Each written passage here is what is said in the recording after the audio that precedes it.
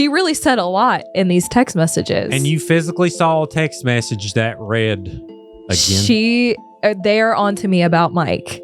Something, I don't know exactly what the next line said about steroids, something about steroids, but don't worry, I got it covered. I think we got the name for the episode. In quotes. They're on to me. Would that be misleading? They're on to me? I mean, technically, that's the words. I want to see this text.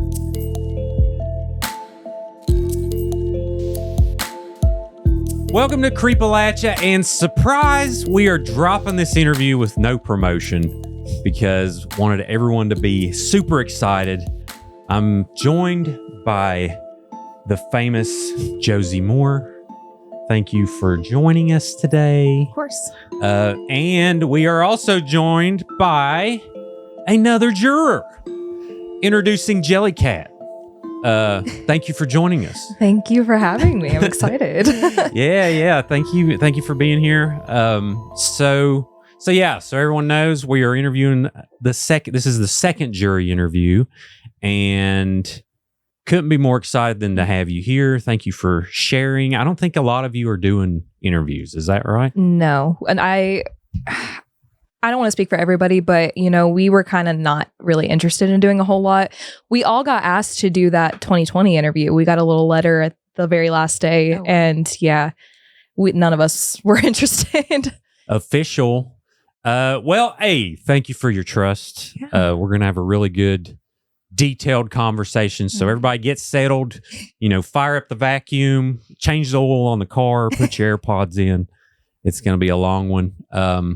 So, all right, let's go ahead and start with a little overview. So how did you first find out? Like, when did you receive the letter? Do you remember? I actually received my summons late. Like, whenever you get the summons, there's a questionnaire that you have to fill out. It was supposed to be submitted by like December 16th, I think. I didn't get my summons until the 21st or the 22nd. So I was immediately freaking out. I was like, oh my gosh, they're going to come find me and they're going to find me. Like, I was so scared I was going to get in trouble. But they never said anything about it. So I get my summons.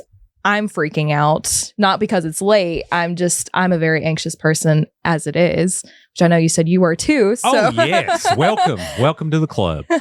You'll see as I talk about this how anxious I get. Sure, yeah. I wonder if that's because, like, as they were sending out jury summons, they were also, like, people were getting dismissed because they were sending in letters. And so I'm wondering if, like, you were, like, maybe, like, a second batch of, like, summons sent I don't know. That's interesting. I didn't know that. Yeah. I thought that I had originally been called for January 13th. I didn't know when I got my summons that I hadn't been called.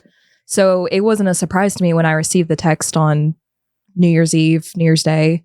Oh, the report on January 13th. And it doesn't say exactly what it's going to be for. It just says to report for jury. Because I know when I receive the letter, I'll be like, okay, what can I legally think of on how to get out of this?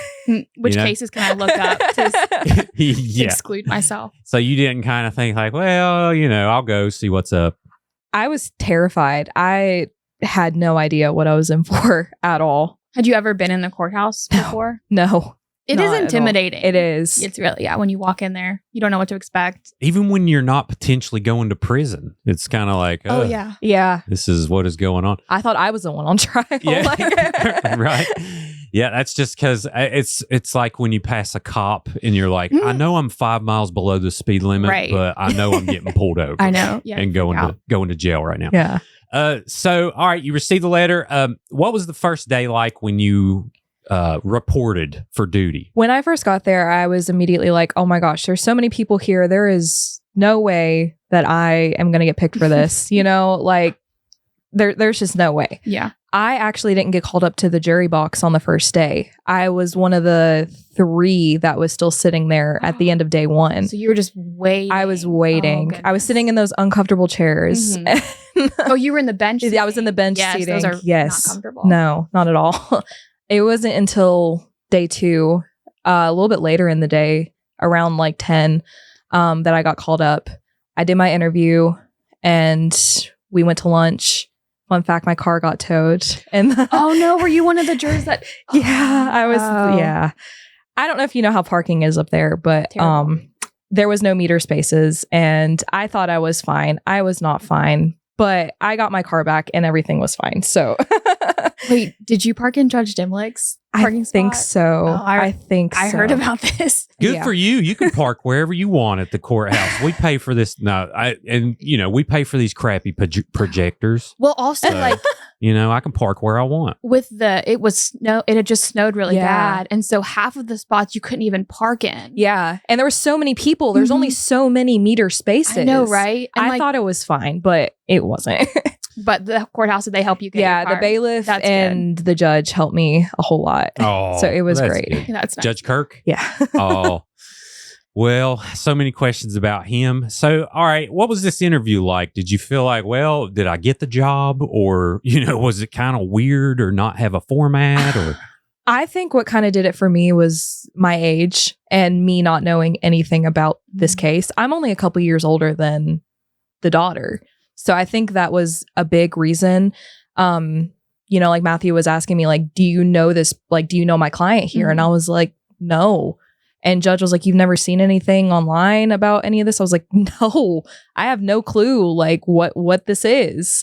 And they had mentioned, when they were asking the questions, like, this is a murder trial, like, is the evidence all this, whatever.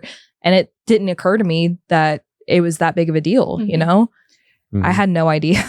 Well, the weird thing is people still don't really know. You see people that after Mhm. 2020 came out, and now people are like, oh, where's this at? Arkansas? I know, Like, what's right? going on? So it's Crazy. me and Josie have been so deep in it, which Oh, I didn't yeah. really get deep in it until the trial started. Yeah. So before it, I didn't know much either. Yeah. So I could only imagine. I will say, Natalie must have thought that I was familiar or something, because she kept looking over at Matthew, and maybe she did this for everybody. I don't know. But she kept looking over at me, and she was like, ask her this, ask her this. Like, they weren't speaking right in front of me. Like, the law enforcement in the family, they had asked that outside in front of everybody. I didn't raise my hand, and Natalie was like, maybe you should just ask it again. So I don't know if maybe I thought I looked familiar to her or something. I had never seen this woman, but So during the jury selection process, she was there telling Yeah. them what to Mhm. ask. yeah. Natalie's there for any defendant is there for every single part of it. So like when the jury selection starts, she's there. When they go into like private questioning, she's there. Just like, when there's when they want to talk up to the judge, she goes up. So she's part of everything. Yeah. And that's weird because like you kind of know what she's being charged with. So like being in a room with her, it was weird. Yeah. It was Mhm. definitely strange, but it was good for the most part. When Tom would ask me a question or the judge would ask me a question, it just felt very like comfortable, like having a conversation. When Matthew would ask me a question, I felt like I was being interrogated. It was not fun. You can relate to the witnesses. Yeah. And the prosecution interview really helped me to kind of see the light when it comes to Matthew because of his background and Mhm. everything Oh, he had to yeah. grow up with. But even still, I would imagine that was a little intimidating. Listen, I'm sure he's a great guy. I'm sure he is. I just think maybe it wasn't the right case for him. Maybe, but possibly. Who knows? Who knows? But how do you even defend this? I mean, right. other than saying, please just give us a plea deal and a smaller sentence. Something like that. But Yeah. at the same time, they definitely gave it their all Mhm. to the end. All right. So was there about 50 there? Is that it's about 50 that Yeah. was there originally? The correct? first day, yeah. Okay. And then I can't remember. Do they make a first wave of cuts? And then, or do they kind of narrow it down? As they were interviewing, before they came out and got the next person, they would say, this person is dismissed if they were dismissed, or if they weren't, then you just kind of sat there until the end. Mhm. There was a lot of people who were still there at the very end who didn't get chosen. So it was interesting. The way that works is they have to agree on an initial pool.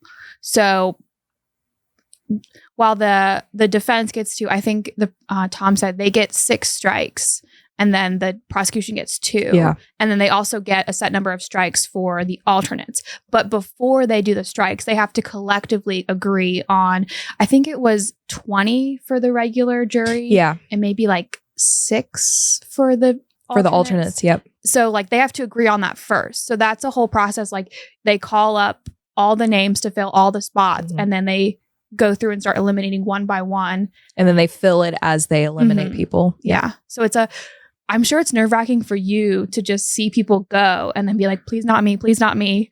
And then just like, yeah, you think you made it. And then the very end of the last day or the second. And it was a late day too. It was. I was just, my car had been towed that day. I was having a bad day. I was over it. I was just ready to go home. And when they called my name, I was like, you're kidding me. Congratulations, you have made the cut. I know, right? It's like the opposite of like The Price is Right. You're like, you're excited to get called down. Like the opposite. Yeah, she's in the hallway. Son of a. Yeah, I'm sure. Oh Lord. Okay, so you eventually get selected. Yeah. What's next? What are you thinking? Are you buying some notebooks and new fresh pens or I cried. I went in my car and I cried. I was calling my mom. I called my husband. I was like, I got picked. Like, this is so bad. I don't want to do this. Like, I was dramatic probably, but it was stressful. I still didn't know what I was getting myself into. I had known, okay, I'm going to do a murder trial, but I didn't know anything about this woman or the Ponzi scheme. Like, I knew nothing.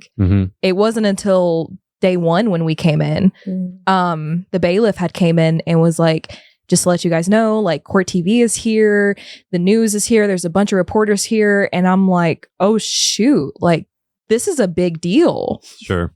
And yeah. Yeah, become a huge deal. Especially getting that court TV coverage. I think people started latching on. I was like, wait a minute, what? Yeah. Wait a minute, what? Every day is just some new piece. So I think you're the perfect juror selection though for this, because you want someone who isn't familiar with the system and is kind of adaptable. Yeah. And willing to listen. Yeah. So, because I'm sure you took it serious. Oh, absolutely. Yeah. I mean, you have to.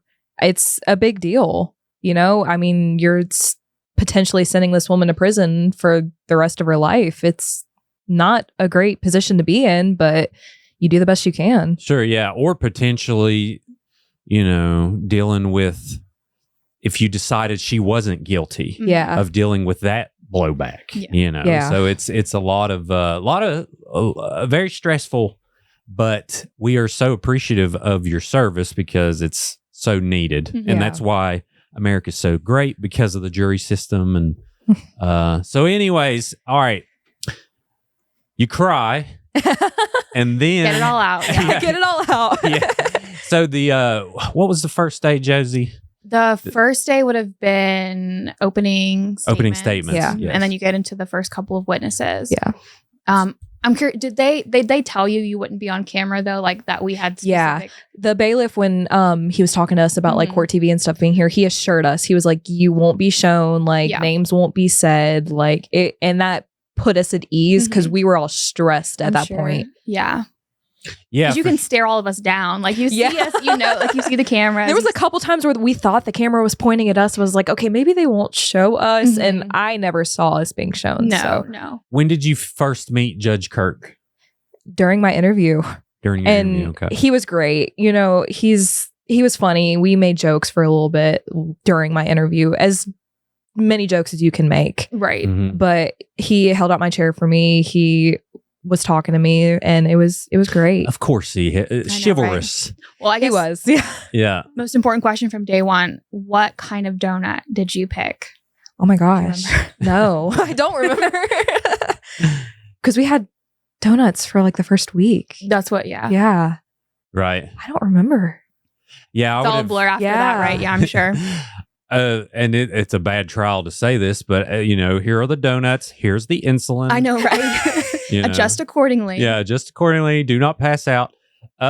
So, hey, but how did he make the jury feel at ease during this stressful time? Did he have a knack for like, okay, this is really serious, but also I'm kind of down home, going to make you feel comfortable. You know. After we had all been selected, they had sent us to the jury room so they could dismiss the rest of the people. And then he had brought us back in and he was like, listen, this is going to be a long trial. Like, we're in it for the long haul. I'm here if you need anything. And he definitely tried to make us feel as comfortable as he could have in a stressful situation. That's good. That's when he was like, oh, I'll make sure I have donuts for you. Like, and we thought it was just the one time. He did it every single day.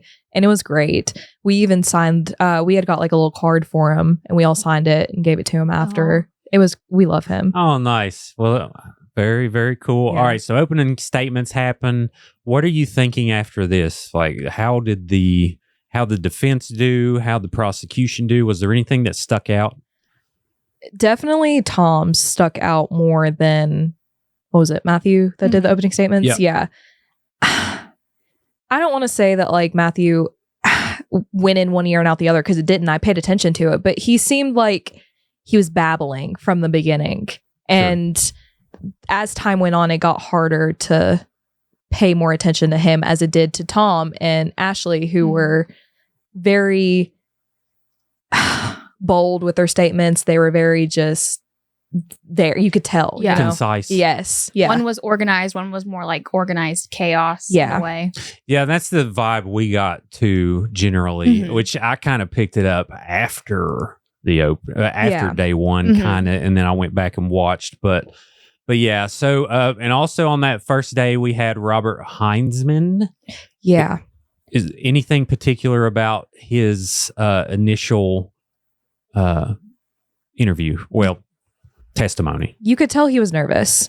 And as time went on and he did like the rebuttal witness and the mercy testimony, he got less nervous. And you could tell even when he was talking to Matthew, like I don't think he was expecting like some of the questions that maybe Matthew was asking him.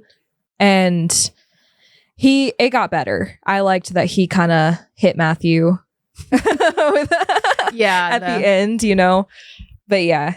Just what was that like getting to like listen to Heinzman and get to know the case a little bit more, especially the Ponzi scheme aspect and how Natalie was involved? It was interesting. I'm not usually into like the true crime and all that stuff, but it was interesting hearing how all of it played out and led up to this awful thing that we have to prove that she did now. I mean, it was crazy. Could you see Natalie from where you were in the jury box? No, I could maybe see her if Matthew was like went up to the witness stand or anything, but it wasn't. Do they do that on purpose? I think it's just poorly laid out courtroom, in my opinion. I can believe that. No, I hate to trash on the court. Well, it's not. But their stuff is garbage, and we've talked about this, and we're going to keep talking about it. But go ahead. Every courtroom is laid out differently. So other courtrooms, the jury box is like, so like the desk for the prosecution and the defense are like they're facing each other. The jury box and those desks are facing, so you can look directly at them. But Kirkpatrick's is obviously laid out separate, where it's like a perpendicular. That's interesting. So like every courtroom is laid out a little bit differently. I think it's like partially due to space and stuff. But so it just depends on where which courtroom you end up getting, like how the layout is going to be.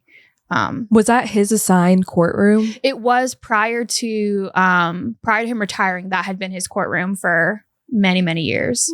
So that's why they let him keep it. And it was, obviously the most comfortable for him. And people who haven't been following along, I'll clarify, the people are amazing at the Raleigh County Courthouse. The equipment is trash. But anyway, I want to ask about that too. I don't think in the previous one we asked specifically. I know that juror mentioned about, some of the text would being hard to read and things like that. All right. So then we have the introduction of the eventual murder weapon with Jennifer Davis. Yeah. Do you recall anything particular with that? Not really so much her, just the Davises in general. I love them so much. I wish I could see them in public. The next time I do, I'm going to give them a big hug because you can tell those poor people are going through it. And when that's where they showed the picture the first time, isn't it? I think so. Yeah. Because Yeah. she sent Mhm. the picture to Jennifer. And she started tearing up. You could tell like it was emotional. Mhm. Oh yeah, well, and also the introduction of the text which said, on steroids, girl. I mean, this ain't verbatim, but hashtag girl about steroids, girl. We got high sugar 280. Yeah. Insulin would be great. Insulin. Gonna need insulin shots. Yeah. Now that's Yeah. kind of verbatim in there. Gonna need insulin shots, and after that was presented, Jennifer talks about putting together the goodie bag and giving it to Chris, and Chris bringing the goodie bag over to the house, which contained a brand new bottle of Humalog. So obviously this was probably impactful. Yeah. Something that I didn't, maybe they had talked about it. What about like, how did the needle come about? Like, did Natalie already have those? Did Jennifer bring those? So that's why later, I think the next day, we get testimony from Stephanie Hamilton. Yeah. And Stephanie talks about Natalie being prescribed I don't know the like medical name, but it's essentially a steroid. It's not used for muscle mass. It's used to treat like flu-like symptoms, stuff like that. So Natalie asked for the steroid from Stephanie, and Stephanie says to Natalie, "Do you need me to administer it?" And Natalie says, That's right. "No, I got it covered." So that's how, in order to administer it, she would have to have needles. Yeah. So like if either she had needles at home, or when she picked up the prescription from the pharmacy, they would have given her needles. Yeah. So that's how we know that she had needles. Yeah. I knew she had to have had him to inject him, but I didn't know if maybe it was talked about like how she got them. Sure, yeah. It wasn't like spelled out. Yeah. But it kind of, It's something you just kind of have to assume. yeah. She said she was going to self-administer it, so Right. that's implied that she got the needles taken care of. Right. And for those who know, it's totally normal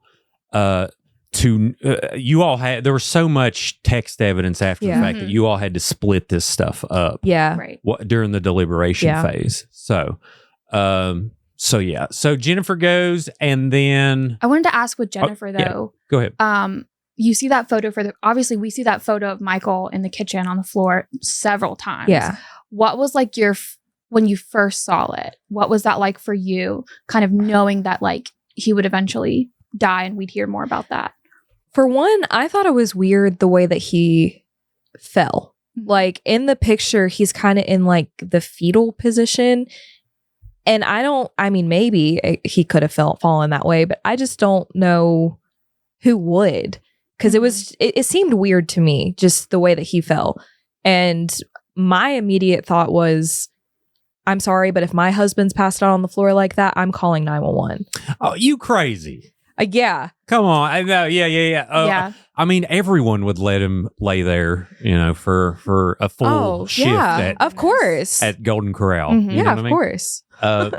But yeah, so it makes total sense what you're saying. And then later on, when we learn that there are 4 different versions of what Natalie was saying on how he ended up there. So obviously, and the group photo is insane. I mean, one level of insanity on the Tetris scale of insanity. But all right, so any more Jennifer Davis questions or anything else stuck out to you? No. Specifically? Yeah. But I agree with you. They're amazing folks. Oh, absolutely. Yeah. Super nice. All right, so then we have Trooper John Hamilton, aka JD, no relation. Who's basically testifying about going over to the house and eventually telling Stephanie and getting her involved. Anything in particular? This kind of ended the first day. Yeah. Not really so much this witness, not this witness, this time around. His mercy testimony, which I'm sure we'll get into later, but his stuck out a little bit to me, and we'll talk about it a little bit later. But as far as him testifying here, it just kind of was what it was, Sure, yeah, it was awkward. I mean, it was just explaining the awkwardness of the day. Yeah, and Natalie and her initial, I don't know, just awkward dealings and abnormal ways she was handling the situation. Well, he was kind of there to set up other witnesses. Yeah. Because the prosecutors talked about like they really wanted everyone to be in order, and like just because of this people's schedules, they couldn't. But he talks about, I think, being there right after the contractors were there. So like you kind of know that like the contractors moved him, and then he calls in his wife. So I think that was the kind of importance of his testimony, was to set up other witnesses and then like give a timeline, and also another voice saying like Michael should go to the hospital. Yep. Yeah. For sure. One day we're going to make an infographic of like, here's what happened here, of the timeline. I know. I think it would be so handy In the works. for people. Oh, yeah. Well, y'all heard it here first. Stay tuned. All right. So we're going to day, or after that first day, did you sleep well? How are you feeling after? I don't sleep well anyways. So it just, the stress of having this anyways, it was terrible. I couldn't talk to anybody. I couldn't talk to my husband about it. It was just me and my thoughts. Yeah. So I tried to get as much sleep as I could. I remember being exhausted every single day after court. And it's crazy because I was sitting there doing nothing, but it was exhausting. Sure. You know? Mentally, just like, yes. yeah, I felt the same way. Yeah. And I mean, I did the best I could. Over the weekend, I felt like I got better sleep than throughout the week, you know? Did you just watch trash TV, just stuff to shut your mind off? Yeah. Hit the vape a little bit? No. All right. So into day one, we're into day two. We lead with Stephanie Hamilton. So she gives a lot of information about, how Natalie was acting that day, and some specifics of when she went over to the house, checked his head for any kind of and was it her, Josie, that Natalie was texting, said she checked his sugar, checked his vitals? It was, she did text her that, but we also got the temperature thing. Yeah. That's why, like, her husband JD asked Stephanie to bring a thermometer. However, Natalie had texted Stephanie that she had, like, this was Michael's temperature or whatever. This was her temperature. Yeah. So it was like, how did you take that if you didn't have a... Sure, exactly. So with Stephanie, any particulars there on her testimony? I don't like the way that Matthew talked to her. And even in the mercy phase, again, I mean, I feel like she got the short end of the stick when it came to Matthew questioning her. And I know that's what he's there to do. That's his job, right? But I just feel like some of the things that he was saying to her were unnecessary, like the mandatory reporter stuff. Yeah. And, which, to put it in perspective so people will know, he was basically saying, well, you're a mandatory reporter because Stephanie's a PA, right? Yeah. Yeah. And so was kind of saying, well, if it's Natalie's fault, it's your fault too, is kind of the vibe people were getting. Yeah. And which was very, very unfair because Natalie was also medical. Yeah. And when you put these things in perspective, the way Natalie would say, well, when he does this, he sleeps it off, implying that this has happened before. And when you put everything in perspective there, you fully see the picture of why Stephanie, let Natalie ultimately make the decision because it's her husband. She's medical. So, yeah. If Matthew would have talked to me like that, I would have broke down in tears. And I'm surprised more people did not because it was crazy. Well, I think like your perception of Natalie, where like you watched her like give questions to her defense attorney. Yeah. And then Tom yesterday was talking about how he really felt that Natalie was leading the prosecution or leading her own defense. Yeah. And so like, I'm wondering, like, kind of knowing that now, do you feel like a lot of the questions that you heard were like directed from her? Oh, yeah, absolutely. I am glad that Tom even brought that up because I started noticing that. And I had even mentioned that during deliberation, like she was leading this, and we'll get into it, I'm sure. But that's why I thought it was weird that she didn't speak. Like she didn't testify because she was asking all these questions anyways. Like, sure. What the heck? Yeah. And, I think that would have been a moment in history. Oh, if- absolutely. If Natalie would, It would have been. We would have been there for a day and a half. I feel like, at least a day and a half. it would have been long. Tom said he was ready. You know, he had Yeah. a whole binder. He was. Yeah, and I told people at that point, I was like, I don't know what I'm expecting her to sound like Optimus Prime from Transformers. Like, I don't know. And I've eventually heard her on 2020, and I was like, well, it's pretty basic. Yeah. Like, I think like Stephanie described her, very soft spoken. Yeah, Very. yeah. When she was talking to Matthew during my interview, she she was just very light, like very, soft, which she was kind of talking lower anyways, but yeah, it was not what I was expecting. Yeah, her voice must change when her eyes start glowing red. But all right, I'm gonna try to keep the jokes at a minimum, y'all. All right, so Stephanie finishes. We move into the banker. Or is that that Court? Yeah. Court yeah. Nexon. Court Nexon, and Which is a cool name. I think it's actually his middle name, but he goes by it because I looked him up on LinkedIn. I was like, I just thought that was a cool name. that is a pretty epic name. It's like I don't know. It sounds like an app you would use for like Bitcoin. I thought it was a computer program when I saw it on the witness list. I'm like, what is this? Is this a person? Or maybe a Navy SEAL hitman type person who comes in. It's like Court Nexon. I know, right? But yeah, cool name. And he also, that was the first time someone gave Matthew the business. I know. Back. He was so funny. I loved him. I needed that laugh. I was going to say, what was that like? That little. And I tried not to do an outburst. Like, obviously, we try not to do an outburst or have our faces shown a whole lot. But I laughed. It was comedy, Well, especially having that come right after Stephanie, where like Matthew's really going after her. Yeah. Like, weren't you this? Weren't you that? Blah, blah, blah. And then for Court to be like, Yeah. That's good to know y'all laugh. I just picture the jurors being, statues. But you have emotion. You're human. Yeah. Kirkpatrick had them laughing multiple times, like, just asking. Yeah. Yeah. But, yeah. What was it that Matthew said when he was done? He was like, "Oh, This is merciful, yes," or whatever. He's like, "Oh yeah." He was, I think he called him ridiculous or something. I think so. Yeah. Well, that was. He was the first one where like you see the Matthew being like, "Judge, tell him." Belligerent. That was the word he used. Yeah. Yeah, trying to get a little rise. So I think it was entertaining for everyone.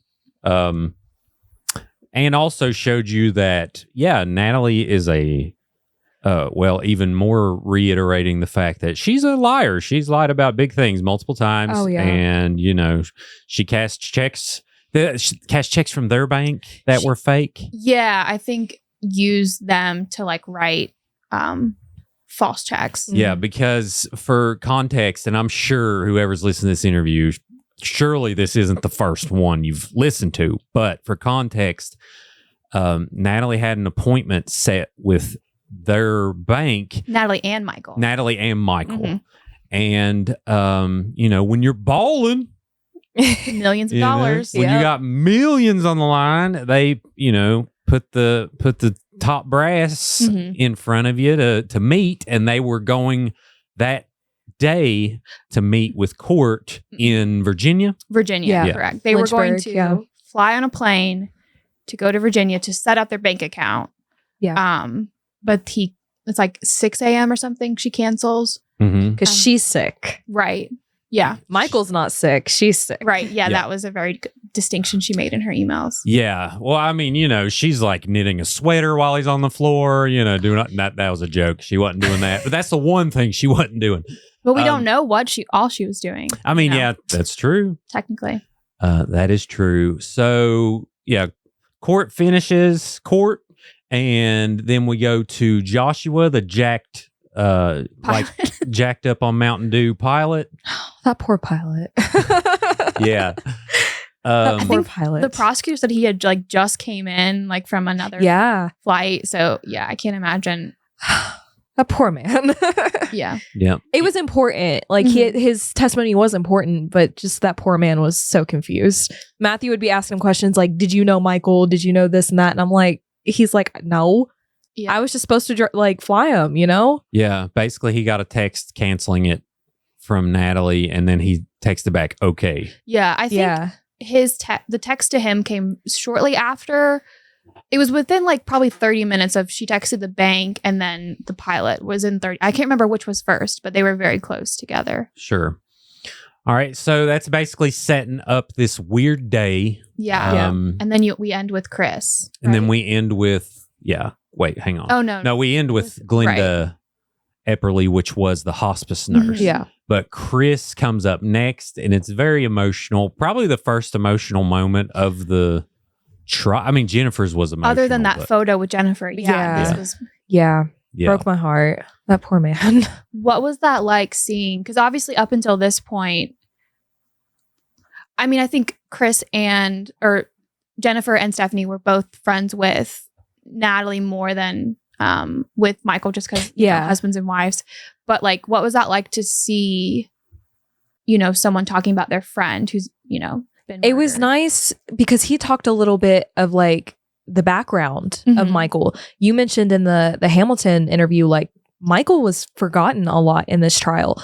I knew nothing about this man. I mean, I know he was jacked, apparently, like he was fit, which from the picture, he was athletic. He looked like he was athletic, but he didn't look like he was macho man, Mr. Universe, I think it was. Like, he didn't look like what he was described to us as.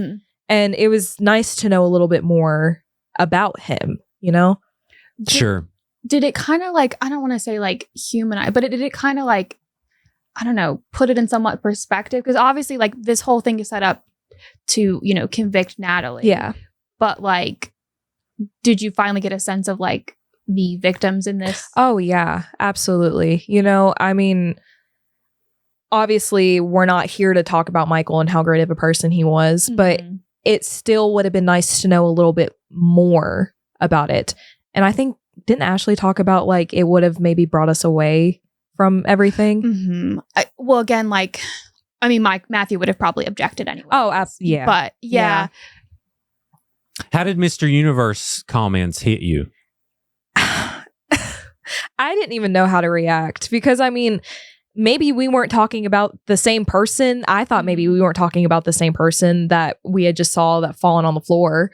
I mean, yeah, he had muscles, but he didn't look any more fit than Chris Davis did, Yeah, it was a bit silly. Yeah. And so that was kind of lost. Like, why is he saying that? Yeah. on you? Yeah. And it was weird. Well, he's also like saying he's so fit while also being like, oh, he's so sick, right? Didn't you go to the hospital with him? Yeah. But he did end up doing one of the Tough Man. He did do a Tough Man, didn't he? He did a Tough Man, which is boxing. Is it? Okay. Oh, is it? Really? Yeah. Okay. A Tough Man. The Tough Man contest is amateur boxing that people enter and they can, which they can win money. So I don't know if it's an amateur boxing contest. Yeah. Anyone can enter as long as you're. And one thing about that, you have to be healthy. Like you can't have high blood pressure. You can't have certain things, certain ailments wrong. So if they had something on file about seizures or something, he's not going to be entering. That's good to know, But wasn't it like a truck pool or something like that too? Or was it his daughter that said that? Yeah, he did some kind of pool. Honestly, it was interesting watching the 2020 special. I feel like when Mike, like, because we saw pictures of when Michael was younger. Yeah. It looked like he was more into like the bodybuilding aspect. Yeah. But like as an adult, he just looked like he was a fit dad. Yeah. Yeah. Yeah, for sure. Let me look up West Virginia Tough Man because I think he won. Let me see. You're probably going to get. I won't wait. I won't. Let's see. 2020. No, he would have. No, I wouldn't have. No, that's not it. Okay. Well, I won't waste everyone's time, but I think that it was mentioned that he won a Tough Man contest, which is pretty daggone good if he did. I mean, there's a lot of really tough people. There's some people that shouldn't have ever entered the ring, but I know Matthew had mentioned like plural, like Tough Man competitions. So it was interesting to know that it was only one. Well, I mean, possibly. He possibly entered multiple ones. I think he won one of them. But correct me if I'm wrong in the comments, please. Thank you very much. All right. Then we end with Glenda Epperly, just a sweet old lady. She was. Worked at the hospice place, and she basically just shows that, Michael was brought to hospice, and He died there, unfortunately. And that was really it. I mean, that ended us on day 2. What were you thinking after her testimony? She had mentioned something about like giving him medicine every 15 minutes to make him comfortable. So that poor man, poor Michael, you know, I can't imagine I mean, obviously he was unconscious, but I can imagine like what he was going through at that time. You know, That's a good point. Well, also too, I mean, this still sucks, but he died of brain damage. So odds of him feeling pain was very he slim. wouldn't have felt it. Yeah. It's an awful thing. Still awful. Yeah. She mentions too, one thing that the defense played up was that like Natalie was there with him the whole time, like, you know, didn't want to leave the room. Like, so what did you think having that brought up after kind of hearing about what Natalie did the day that Michael passes out? Like, was that the time that she was working on the contracts? No, or was that in the hospital? That was in the hospital. In the hospital. During the hospice, I think they just spoke about her being at his because we didn't hear that till after. It just kind of, at that moment, I was like, okay, maybe this man really did it to himself. You know, I still didn't have all the information. You know, I was thinking maybe he did this to himself and it wasn't her fault. Sure. Yeah. And there's a lot more to be submitted, and this is kind of just laying out that day. Of course, there were some odd things like the text messages, and all of these things that were brought up, and the way she was dealing with the pilot and the banker, and wasn't really mentioning Michael. I will say I got very confused a lot. Like, it didn't seem like some of the things were adding up until towards the end. And Ashley's closing statement is what actually pretty much did it for me. It helped. Yeah, it did a lot. Did you ever get that? I did. Good. It's actually it's on one of the articles on the Register Herald, so you can like nice. That's good. Yeah, like to view that. Is it 45 pages long? If it was 40 minutes, it was probably. It's like 37 pages, I think, wasn't it? Yeah, it was several right. slides. Yeah, that sounds right. All right, so we are into day 3. So you're feeling the flow of things. It's like, okay, I kind of get what's going on here. What was for breakfast? It was donuts again. Was it donuts? Was it donuts every day? I know one day there was biscuits, right? There was a couple days. There was. You might have heard this. Whenever he was like, I think I'm going to get sausage biscuits. I hate sausage. He was like, does that sound good to everybody? I wasn't going to be the one person that stood up and was like, hey. So I kind of just dealt with it. I was wondering if there are any vegetarians on the jury that was like. I don't think there was. They were all gone. So, I mean, I still ate it, even though, I mean, I'm not a huge fan of them, but because I don't want to hurt his feelings. I didn't want to hurt his feelings, you know? That's so nice. I mean, like Josie was saying, if he was mad at me, I would be really upset. Oh yeah. I think I would probably cry if I disappointed him. Now, the chicken biscuits from Chick-fil-A, those were good. Those were really good. Did they have lemonade? No, it was just like the chicken biscuits, and then there was like a whole big bag full of nothing but sauces that actually I used for my sausage biscuit to help mask the taste of sausage. That's the Lord's chicken. Oh yeah. All right. And then so on day 3 we have Jason Bowen, which was the general contractor. Yeah. Was this odd? Yeah. How do you just go with this other person that unfortunately passed away, that you're gonna go pick up your friend and bring him to the couch? He's passed out on the floor. Yeah. Natalie's like, oh, everything's fine. You know, he does this. Did that not seem weird to them? I mean, it's weird to everyone in America except for a few people we won't mention. But which, I mean, I get it. I mean, in heat of the moment, you're probably not thinking too much of it. Probably said he had a seizure or he just passed out. I mean, whatever. But still, if you like really get into it, it speaks to Natalie's personality that like she was able to convince all these people with all different backgrounds. Yeah, that, like, it's fine, everything's good. It's crazy. She's like a puppeteer. Gosh, that's a good way to put it. So yeah, for people kind of some context there. Jason Bowen and another person who unfortunately died in a car wreck since then, but they came over to help Natalie pick up Michael from the floor and put him on the couch. And that was his main testimony of like how awkward this Didn't he was. also mention something about the Lowe's, going to Lowe's? Yes. And then talking to Michael and saying, I think I've been poisoned. Yes. That was interesting. Yeah. Because he didn't mention anything about him saying he was confused. Did he? Or he did? He did. I mean, everyone forgets where they the parked their car. Tradeway was saying how Michael would get That too, confused. yes. Yes. And now Jason, I can't remember if he actually brought that up or not. I don't know. I think Matthew alluded to a specific instance where like he was in the parking lot and he couldn't find it. Like, but I think Jason was more like, I mean, sometimes he forgot where he parked, but we all do. It was more like he couldn't think of a specific. The kids had mentioned that a lot more too. Mm-hmm.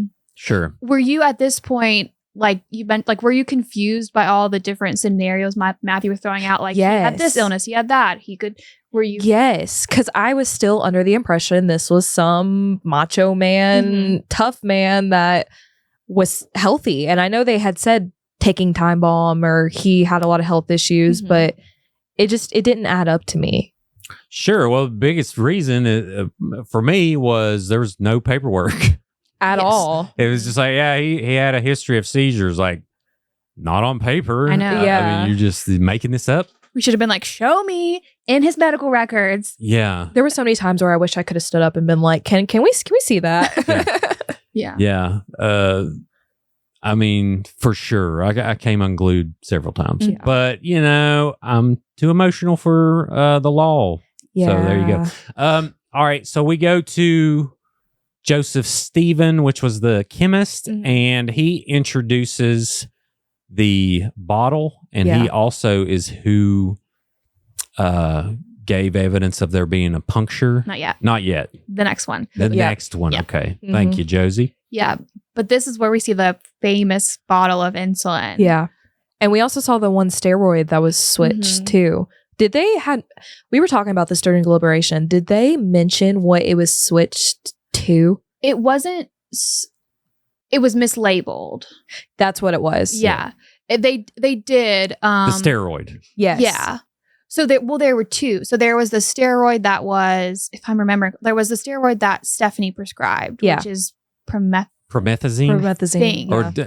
Dr. Halsey subscribed that. No, Dr. Halsey injected Natalie at the doctor's office. Gotcha. So but I think, the second one was like Lethros something or other. It was like a female hormone, wasn't it? In females, it can be used for fertility. In men, it's used to like boost testosterone, I think. But it was mislabeled.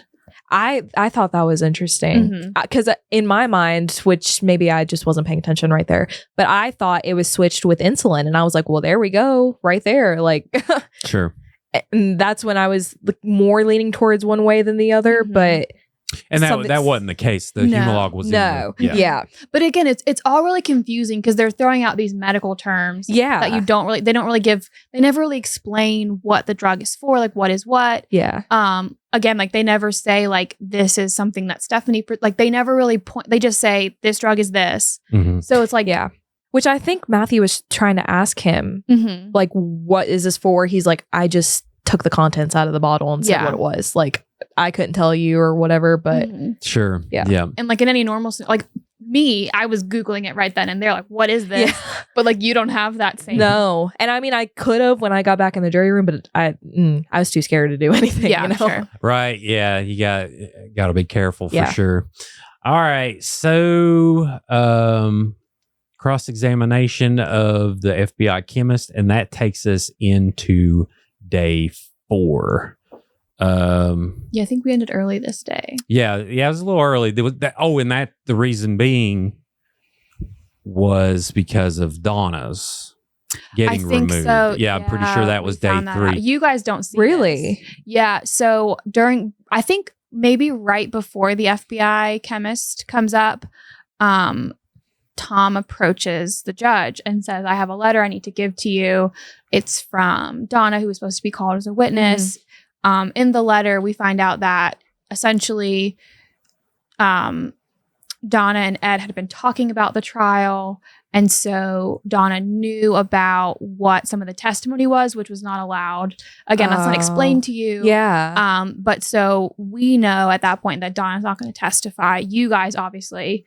That's interesting because we had thought it was because of witnesses like coming from like out of state.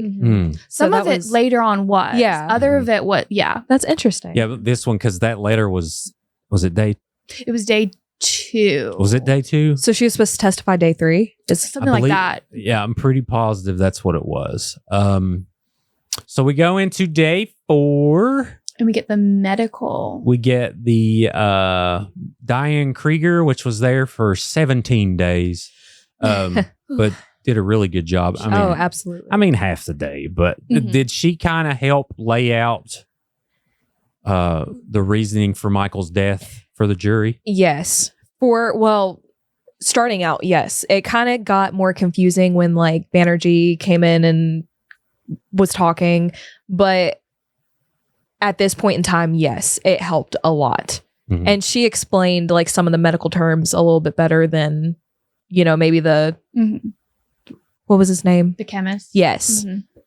The little bit better, Yeah. And basically stated, 90-some% chance he died of insulin shock. Give me 100%. I know. Yeah. Did you pick up on that she had been involved in another insulin case that she had testified? Did you pick up on that at all? Did she say that? She did. It was briefly mentioned. They didn't delve into it. But she does mention I was involved in. Was it the Clarksburg one? Okay. Yeah. The VA case. That's interesting. Yeah. Yeah. So she's knowledgeable on that for sure. And you could tell she was. Yeah. And she's apparently trying to change protocol in hospitals on how these things are dealt with. And if you're listening, Dr. Krieger, need your help on the Michael Brandon Cochran law legislation that we may get submitted, hopefully. But I'm sure you got important things to do. Love to speak with you. Shout out. All right. So anything else stick out to you there, or was it kind of, a little too scientific, or just the right blend? Or I think it was a good mix of both. She still said her terms, the scientific terms that unless you study that, you're not going to understand. But she also did a good job at explaining it. Very good. She was, yeah. Yes. She did a great job. Yeah. And then we have the forensic examiner, Earl Glim, which is the person who admitted the testimony of the puncture being in the bottle. In the insulin bottle. Yeah. So anything, pretty much more of the same. Matthew had mentioned something about what didn't the chemist puncture the bottle to get this stuff at it? That was a whole thing. And I thought maybe for a second I was like, oh yeah, maybe you're right. But then I was like, no. I'm pretty sure there was still one in there before, but that was neither here nor there. Could you see the insulin photos when he's saying, look at the top. You can't tell if it's full or not, can you? Could you see? No. You couldn't see nothing? You couldn't really tell. I mean, for one, it's on this terrible monitor that you've talked about plenty of times. Oh yeah, terrible, awful, sucky monitor. Yes. And I mean, even looking at it at Deliberation, you cannot tell. There is no way to tell. It looked empty, if I'm being honest, but at that point maybe it wasn't. Sure, yeah. Well, and he was pointing at the very top. First off, the insulin there could be an air bubble there. That I think, having seen the high res photo, I think where the bottle is designed, how there's a bit of a lip at the top where it's the glass is a different thickness. I think that's what we were seeing, because initially I thought it was an air bubble. Yeah, from because from just seeing it on the monitor on the projector, well, first of all, the quality of the photo initially was terrible. And then seeing it projected, you really couldn't tell what was at the top. It was submitted into evidence, but we looked at it obviously, but it didn't seem like it helped us very much. Still a bad quality. Yeah. Oh yeah, the quality was awful. I'm going to bring up the photo here so we can look at, but I didn't realize until someone from the community sent it in to me when they were watching the 2020 episode. They were like, did you catch the bottle photo? And I was like, no. When they sent it to me, I said, are you kidding me? Do you use Humalog? Is that what you Oh use? yeah. Yeah. Shout out. Shout out. Yeah. Yeah, I use a crap ton of Humalog every day. So yeah, I got it up here. Let's see how I can show it. There we go. So you'll see here on the right, this is the photo they showed in 2020. Mm-hmm. And then so you can see obviously it's half empty Right. Yeah. almost. And at the top, you do see that kind of like that little line. See, This little where it's just blue- like the bottle. That's now what- that looks a little bit better than what we got because It we had is. got that's next interesting. Oh, this is That's a way million better. times better than Yeah. what y'all got. But he was pointing here, Mm-hmm. but really here was the line. Yeah. yeah. And you can't, honestly, if you go to the next, you can't see that line barely. Yeah, this is what they showed in court Yeah. to the national audience. Yeah. But I missed this too. If I would have saw that one, Josie, I'd have been like, oh, yeah, that's half empty because they show a different angle. They show another photo, Yeah. and it's a different angle, and that's- you can't even you tell. can't see. Well, no, because this was, I think that's why this photo was taken is because you have that little gap in the labels and you can see the line now that you're looking for it. Yeah. But initially when I was looking for it, I was again focused at the very, very top. So like, I was like, you can't tell if it's full or empty or. Well, because you know, we got anything. the bottle when we were deliberating, but Mhm. it wasn't, the contents were taken out Had and already put been into it. removed. Yeah. So Yeah. we couldn't tell how Mhm. much was initially in there. Yeah. Like we had no idea. So it wasn't really. It was like, okay, is the hole there? All right, check. Yeah. Yeah. Well, I think that the examiner and the chemist both said that like they didn't puncture it. They like were able to remove the cap. yes. Yeah. That's how they got the liquid out. So they never touched the little Yeah. rubber. Okay. Yeah. Now was the hole noticeable on the bottle? yeah. Was it because Because they even took pictures of it. And I mean, you can tell. I mean, Yeah, people are trying to narrow down like how big was the needle that she used, because if she did use a needle that was big enough to take hundreds of units out, It would have- which would be insane. But I'm not saying it didn't happen that way, but it would have been probably a bigger hole. well, you got to, But a vial of insulin isn't very big. Mhm. I mean, sure. so you have to look for it, but it's there. You could tell it was there. Yeah. And that, so it was probably a normal insulin syringe Yeah. type size. But there were about between 300 and 400 units gone. Yeah. So I am curious if there was, if it was multiple shots or how that Mhm. much left. Very curious, but yeah. I think we'll never know that. that was one of the points that Stanley tried to hit on was that like we don't know how many times the needle was, maybe the same hole was used to drop in. Yeah.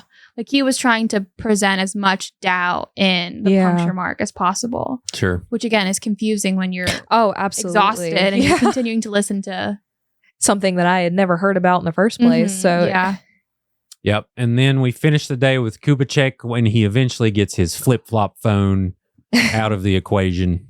Do you remember having to wait on this witness? yes, It was like, we'll be back. And then it was an hour later. we obviously couldn't talk about anything. Mm-hmm. But after a certain point, we were like, what's going on? Like, what is going on? And the bailiff had came in and was like, we're having technical difficulties. Mhm. And we were like, okay, we just wanted to make sure that everything was okay. Yeah. We were starting to get worried. Sure. He couldn't get his computer hooked up, and then he didn't have a smartphone to like do it on the phone. Yeah. And so he's using his assistants. It was a whole but it took like over because we get back from lunch, and I don't think he went on till like maybe closer to 2:00. Yeah. Because I'm pretty sure we took a slightly later lunch that day too. Mhm. So we didn't come back till Yeah. 1:15, almost 1:30, you know? Yeah. Y'all couldn't talk until the deliberation Mhm. phase. So what No. would y'all talk about? Recipes were a big one. There were times where someone brought in like fudge, someone brought in pepperoni rolls. Like Ooh. yeah. So we all, that was our biggest thing was recipes. Mhm. And I mean, we would talk about our families and husbands and things that we just generally had going on in life. Fun. Yeah. Well, so y'all creating a little bond. Oh, we got super close. You know, I think we did anyways. I love all of them. Well, cool. Did you get all like the awkward? Because I feel like once you meet a group of like random strangers, like there's that awkward phase. Yeah. And then like, but once you're forced to be together for 3 weeks, like at this point where you like, we're all family now. Like, Yeah. It definitely didn't take long. You know, the Mhm. first day we were all kind of a little tense, little stressed out. Mhm. But after like day 2 and 3, like we were good, you know, Sure. talking to each other like we'd known each other all our lives. Shoot, yeah. Well, cool. We were getting nothing like bonding over a murder. I How know, about right? it? How about it? But yeah. So, all right. So that ends day 4. That sends us into day 5. And if I could professionally find my mouse, I will read off who is then next, which they lead off with, I think this was the state's final day. Mhm. Your favorite witness. Yeah. They lead off with Dr. Uribe. Yeah. Tombstone coffin salesman from the West, 1800s. Anyway, how did this go for you? There was, okay. You could tell there was a very big difference between how the state was talking to him and how the defense was talking to him. There was a certain point where, because he was there for a while, Mhm. you know, the defense, it was Stanley asking these questions, I'm It pretty sure. was. Yeah. Mhm. Stanley kept asking the same questions over and over and over. And it got to the point where Uribe was like, sure. Like, Mhm. I can't remember what exactly he had asked him, but he was just sitting there and Uribe, you could just tell he was over it at this point. He was just like, sure, whatever, you Yeah. know, because Stanley kept asking these questions that he kept saying no to, Mhm. or that's not my expertise. And he was over it. It was kind of funny. Yeah. Which the big revelations here, Josie, they brought him in because the second exhumation of Michael allowed him to be able to testify because he was going to do a certain test, Right. Yeah. but he wasn't able to Mhm. because it was 4 years after his death and the body was too decomposed Mhm. Yeah. to pull tissue from.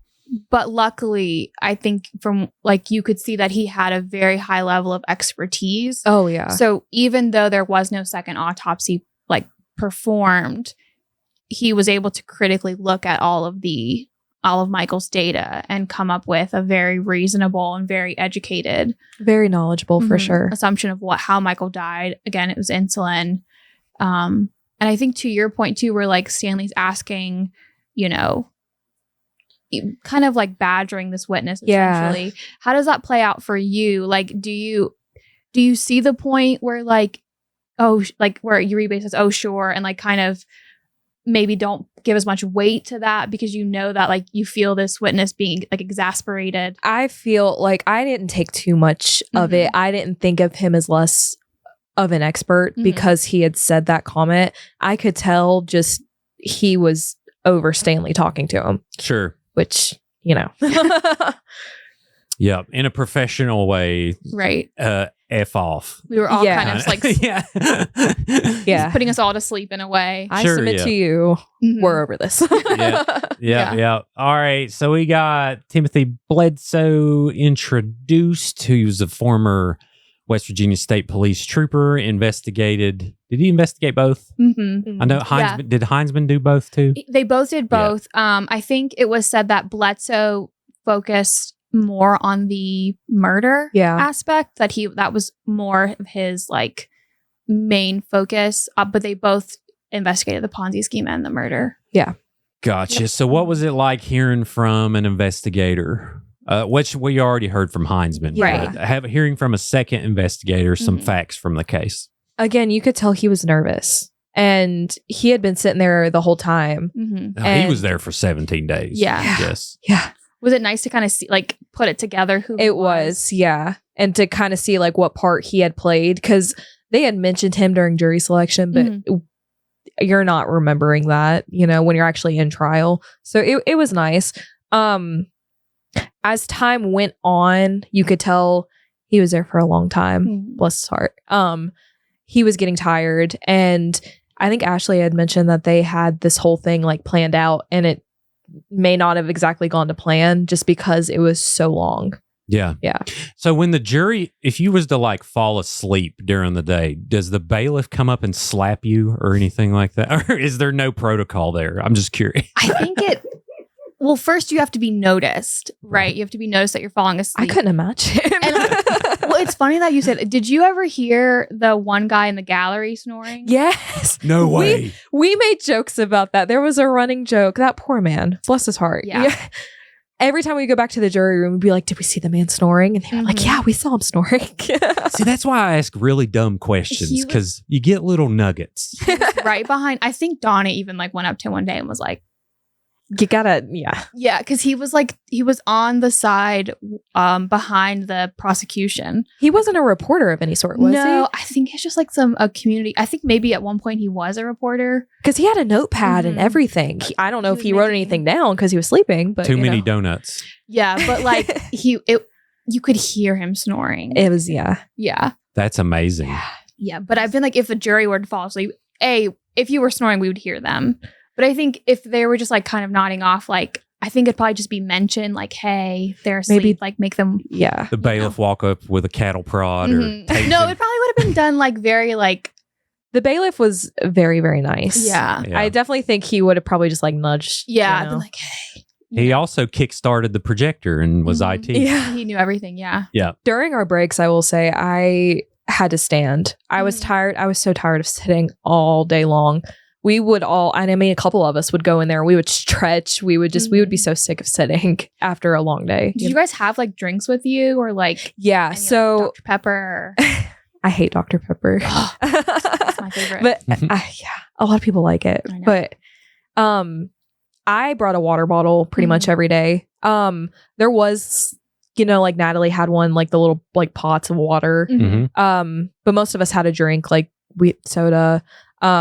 Some of us went to lunch and we got like a drink or whatever. But I always had to have something to drink to keep me awake. Yeah. That and gum helped me a lot. Oh, yeah. Yeah, she had like that IHOP little that they bring the coffee in. Yeah.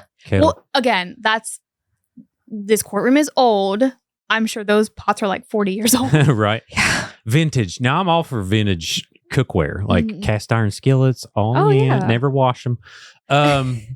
So yeah, Timothy Bledsoe finishes the day and they rest. Now for the acquittal, is the jury in there for the acquittal? No. Okay. What is that? So essentially the defense got up there and asking for an acquittal, asking for like the case to be dismissed essentially. They claim that the prosecution has not presented enough evidence for the jury to even decide on guilt, saying that like, everything again was circumstantial. There's no way to point or like pinpoint that Natalie used insulin. Like they're just trying to throw as much shade on the prosecution at this point. And again, I think you guys had been dismissed for the day. That was the same day? Oh my God. Yeah, but this does not happen in your presence because again, this would have really like, it would have put some like thoughts in your head. So absolutely. Because a lot of the arguments that happened between the attorneys, you guys didn't see any of it. Yeah. So that happens outside the jury's presence. So he does the acquittal, which he claims like, oh, like I don't normally do this, but Was it Matthew doing it? Or was it was. But again, Tom said like that's a very normal thing to do after the prosecution rests. Yeah. Yeah, Tom clarified a lot of things. He also made me like Victor a little more. He did. I don't dislike him. But Like knowing him, because this is the second case that I've covered. Both of them were murders. And he's a nice, friendly person outside of the trial, outside of the courtroom. Yeah. But in the courtroom, you got to have he's got a job to do. I like one more than the other. That's all I'll say about that. Okay, gotcha. Yeah. We'll leave it at that. Yeah. All right. So we're into day 6, and Brianna Hawley, the registered nurse, who basically gets up there to say that Natalie was on some kind of permissions list for the Davis's son. Right, at their school. Yeah, at their school. So did that really do anything? No, there would have been paperwork. And I know the last juror said that. Well, y'all discussed it during deliberation, I'm sure. Yeah. It was very brief because she wasn't there for long. There was no evidence to back it up. So we kind of moved on. Awesome. Chicken biscuits this morning, or Did you get the dish this one day? I think this was the chicken biscuits. Then it was the dish. Then it was the sausage biscuits. Nice. Yeah. I still need to eat breakfast at the dish. I didn't. It was so good. So good. What kind of what was on there was like a breakfast sandwich or like a biscuit combo? There was 2 different ones. So there was the sausage, egg, and cheese. And the biscuits you could tell were homemade. They were so good. And then there was bacon, egg, and cheese. Yummy. So good. Yeah, it sounds good. All right. And then we have a very emotional testimony with Natalie's daughter. Yeah. What did this do to your mindset after she spoke? I don't want to talk a whole lot too badly about the kids because, they're going through a lot, but they seemed coached, and I think Tom had mentioned a little bit something. Both of their witnesses, both of the son and the daughter were identical, that it was, and I'm sure she meant some of it, and I'm not saying that she didn't, but you could tell some of it she was told what to say. Yeah. There's a lot of leading questions. Like Victor would say, "Isn't it true that you were starving for your dad's attention?" Yeah. And this and that, da da da da da da da da. And then she'd be like, "Yes." When she would talk about the supplements, she would be like, it would all line up to about a plate full. Like, how do you remember that when you're, how old? 14, 13? Mm-hmm. I mean, I wouldn't have remembered that from that long ago. That wouldn't have been something, I mean, maybe it would have, but it was just odd. Sure. I mean, unless if there's some kind of traumatic moment, because I know I remember a lot of trauma from my childhood. Which is a good time. Yeah. Shout out. But anyway, but yeah, something like that, you don't really know what you're looking at. Mm-hmm. Right. You know when you're getting hit with a belt. You don't know when your dad's sitting there taking, all these supplements. Yeah. Did it surprise you then, like, the details that she did remember? Yeah, because it was very specific things, which again, maybe that was her trauma and maybe that's what she remembered, but I don't know. No, I agree with you. Like, I've mentioned it several times. I'm sure you've heard about it. I don't really want to, I don't fault them for anything they did. No, absolutely not. Sure. Those poor children. What was your thoughts at this point? Because we've heard the whole time, even like Matthew saying like Natalie's a bad girl and like, she's you wouldn't want to invite her home for dinner. And, but so you hear all the stuff that Natalie did and what she's already been convicted of. And then the daughter to be like, no, my mom wasn't involved in that. It was all my dad. What was like, was that confusing at all? Like what was that like? I thought it was confusing because obviously she was a child at the time. She probably didn't know for sure. Maybe she was told to say that to throw us off. I don't know. We'll never know. We'll leave those poor children alone. But it was strange for sure. Sure. So then we move on to Penny, which was the sister, or still the sister, still a sister of Natalie. And she kind of implies that I don't remember how much money I lost, which the prosecution found weird. Now we found out from Tom, and she also was with Natalie at the house that day. She changed Michael after he urinated on himself. Yeah. So she was there when Michael lost control of his faculties. Is that how you say it? At the house. Yeah. I wish I could remember how much money, because we got the paper that showed how much each person lost. I wish I could remember. Where did it state, like what one of the reports that was filed? Yeah. So I'm pretty sure it was the police report. Okay. From like the initial police report. And it said like, the Bolts had lost this much. And and the Hamiltons had lost this much. The Davises had lost this much. Like it was interesting to see how much everyone had lost from this. I want to say it was around. It's like a spreadsheet from hell. Gosh. Literally. Like, I want to see, I'd like to see it, but yeah. So some of the federal stuff does list what was lost because that's how much Natalie has to pay back. Yeah. I want to say Penny, I don't know why, like 50,000 sticks out to me. I want to. It was around 50. That sounds Penny. about right. I feel like it was, But again, like, I don't know, because some of the victims did get money back and that was subtracted. Yeah. So I don't know if like. It might have been Robert Heinzman's initial report that was submitted. That might have been what we were looking at. I wanted to see that report so bad. Did you get all of it? Like all of the evidence? So, I mean, I think the evidence is technically available now at the courthouse. Yeah. Like people could request it, but obviously while the trial is going on, you couldn't see much. Yeah. Yeah. We just saw, again, what was projected. Heinzman, if you're listening, bring your documents. Oh my gosh, Heinzman and Bledsoe in one. That would be epic. Yeah. We got to do it. I might come just to sit in. I mean, yeah. Bring biscuits. We'll make a day out of it. So then we get up to The Witcher 4, Thomas Treadway. He does give that vibe. Yeah, the beard. I mean, it's pretty epic. I'll give him some credit. It's pretty epic hairdo. Yeah. How'd the jury take this? You testimony? know, if you're anti-government, that's fine. Mm-hmm. I personally don't think that he should have testified at all if that was the way that he was going to act.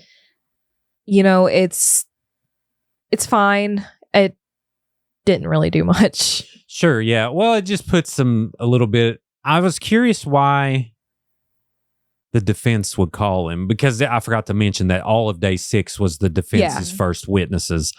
But it opened up the prosecution's ability. How is it hearing Tom Truman be vulgar, as according to Tom Truman, he said vulgarity? I was shocked. I did not think, because Ashley even said it during the closing too. I was like, okay, go off. Yeah, and then the mercy phase, I'm surprised even the Lord sees you saying them dirty words in court. Okay. Well, I'm wondering, I don't know if you listened to the prosecutions when they talked, but they mentioned that Treadway seemed enthralled or was that's what they said, yeah. with Natalie. So does that make sense? I mean, because obviously we don't hear much about that during the trial, but looking back now, does that you could tell that they were very, well, at least he was very close to her. From what was presented. Because he even, I don't know, the last juror might have talked about this. He even winked at her. Did he? Yes. I did not. You didn't know about that? We need to go back to the tapes. Oh, no. Yeah. He was sitting there. We talked about this during we have Deliberation. direct evidence of Treadway winking at Natalie. What? Yeah, during his testimony, you would have to go back and watch the video because it was on. Did he do it on the video? Yes. The end or the beginning? I think it was just in the middle when Tom was talking about the text messages. I can't remember exactly when, but I vividly remember him doing that. So when he's you telling saw him her, in court. Yes. Okay. Yeah. Gotcha. When he's telling her, oh, make sure maybe you he winked save at Victor. this, make sure you save that. He winked. Maybe he winked at Victor. He looked over at Natalie, smiled, and winked. Gosh. And then Matthew gave him the finger. Yeah. And then that's what happened. That was the finger game. Josie, we solved it. Gosh. That's so creepy. I'm so glad I could be the one to solve it. So creepy, though. I mean, is winking a West Virginia thing, though? I mean, I know personally, I'm not going to wink at somebody. But during a murder trial? That's crazy. Maybe he went up and called her honey. You know, a lot of people call people honey in West Virginia. Sweetheart. Sweetheart. I'm going to have to go back. You have the very Southern. Yeah. You have to have the accent for it. Right. Yeah. Let's say, because I had when I was on shoots, I had a buddy to call everybody honey. And I was like, you need to quit that. You need to quit doing that. I feel like some people, you can get it it's not uncomfortable. You're like, okay, they're just, they're older, whatever. Other people, you're like, I'm uncomfortable. Yeah. Some people, you put your keys in your fingers on the way to I don't know. I feel like in your knuckles on the way to the car. So. If Kirkpatrick was sweetheart, I'd be like, oh, it's okay. Oh, I'd love it. You could be like, she's just like my little grandpa, You want Kirkpatrick? You want him to call you sweetheart? 100%. Oh, he's my Valentine. I announced that. You need to get him on here. I know. Do you think he would? I think you would. I think he would. He can't talk about the trial. He can't talk about the trial, but I think just talk about his career and stuff. He has a really interesting career. People would love it. If someone knows him, please ask him to DM or someone DM the page and let's get connected. Josie has a number, but it's going to voicemail. So. Is it really? That's sad. Well, he's been a judge too for 30 years, so I'm sure all that stuff he's kept super private. I'm sure he's busy. He probably has a burner phone that he threw in the dumpster as soon as this was over. So if you look on the Secretary of State's website where they have all the elected officials, when they register to vote, right? The judges do not submit. I think they don't submit their addresses and they don't they don't submit numbers. Every other candidate does, but the judges are kept very good and rightly so. Yeah. Because there's some crazies. All right. So, yeah, Treadway goes up. And then for those who don't know the context of the text message, the vulgar text message, eventually Tom Truman says, isn't it true that, or you said they won't get from me when referring to the police? And then he's like, well, I don't know. If I texted it, I guess I texted it. And he was like, here it is, sir. And then he put it on the middle school projector. Mm-hmm. And then it was kind of like a little dun, dun, dun. Wasn't he the one that said he had to check with his attorney? With how much? Accountant, that's what it was. How much he lost. Yes. Yeah, there's this weird thing. Like everyone on the prosecution side knew to a cent how much they lost. Everyone on the defense side was like, I don't know. It was a few. They're not victims. It was a few $100,000. I mean, it wasn't that big a deal. Yeah. They're not victims at all. What do you mean? Yeah. Not victims. Which is whatever. Whatever. It is what it is. Is what it is. So yeah, and it was Treadway was who helped one of the people who helped Natalie carry Michael to the car when they eventually went to the hospital. Yeah. Chris Davis drove. Yep. Yep. Natalie was in the back with Michael. Yeah. Yeah. So that was mainly his involvement. Mm-hmm. And then we go into the end of the day, which is the son, which was, very sad, but it was more of the same, like the daughter's testimony, kind of trying to save his mom. Did they show his, I know they couldn't show his face, but did they show his testimony at all? Yeah. Yes. So, okay. They just filmed his arms. Yeah. Oh, okay. Yeah. Okay. Yeah. You could hear the audio. You could see like kind of his body movements, but again, like no face. And that was Judge Kirk's decision. It was a good decision, but also he told him like, well, if you sat in the audience, we can't control that. I think you can see his face definitely. Yeah. A lot of the time. Yeah. Which I'd say he didn't care, No. He was 17. He was made aware of it. Sure. Yeah. So it wasn't a surprise. He was made aware. I don't think he would have cared, which, I mean, if I was a minor, I probably wouldn't have wanted my face out there, but sure, I doubt he cared. Yeah, I'd say not. What did you think though? Because I think they purposely broke up the kids. Like the daughter you had at the beginning of the day, the son you had at the end. But did you still could you sense the similarities in that, even though it was so far apart? Absolutely. It was because again, he mentioned the plate of steroids, and my dad was working on the contracts and my mom did nothing. And it was too similar to. Yeah. I mean, and when you're 11, you're like eating your boogers and watching Ninja Turtles, Is that you at 11? I mean, no comment. No comment. But anyway, which I don't know. 11's kind of like when you're like, I don't know, you're on this crossroads. I mean, I've been on a crossroads for 39 years, but. What even is I think it said they were both in middle school. I feel like 11's like what? Is that sixth grade? Oh, sixth grade is, I don't want to remember anything from sixth grade. I don't remember anything from sixth grade. Mm-mm. Did you say you're 39? Yeah. Really? Yeah. You don't look compliments, 39. bring it. You look like you're, I would have guessed like 25. Perfect. It's the insulin. I'll tell you, it's the insulin. It's a good fat burner. Don't use it unless it's prescribed. But yeah, 39. All right. So day 7, we start off with Dragovich. I could not tell you a single thing that happened in that man's testimony. And I will tell you why. It's because of that stupid Zoom call. We had to call him on the phone. I could not hear him on the phone. It was lagging, so I can't see his lips moving. I couldn't tell you a single thing that happened during that. Right. He doesn't really say, all he says is like, I don't know. Yeah. So it wasn't that. Yeah, he's basically saying he was refuting the definitive evidence that Krieger provided and Uribe, saying that it was insulin shock for these reasons. He was saying, actually, we don't know why he died. Yeah. Right. Yeah. Yeah. He, sorry. I know. No, you go ahead. Yeah. I do remember, I think it was Tom that mentioned are they paying you like an hourly rate or whatever? I do remember him saying that, like, yes, I'm being paid or whatever. I can't remember how much he said, if he said an amount, but I think we knew at that point. Yeah. I mean, at this point, I'm interested in that. Oh, yeah. Absolutely. After hearing how much Banerjee 45,000 slinging that cake, son. That's crazy. Yeah. You know how much crack I'd have to sell to make 45? No. And again, I'm kidding. Calm down. All right. It's not abnormal for them to pay witnesses, expert witnesses. If they were paying, like if Stephanie, and like that's not typical. That would be a cause for concern. Yeah. Sure.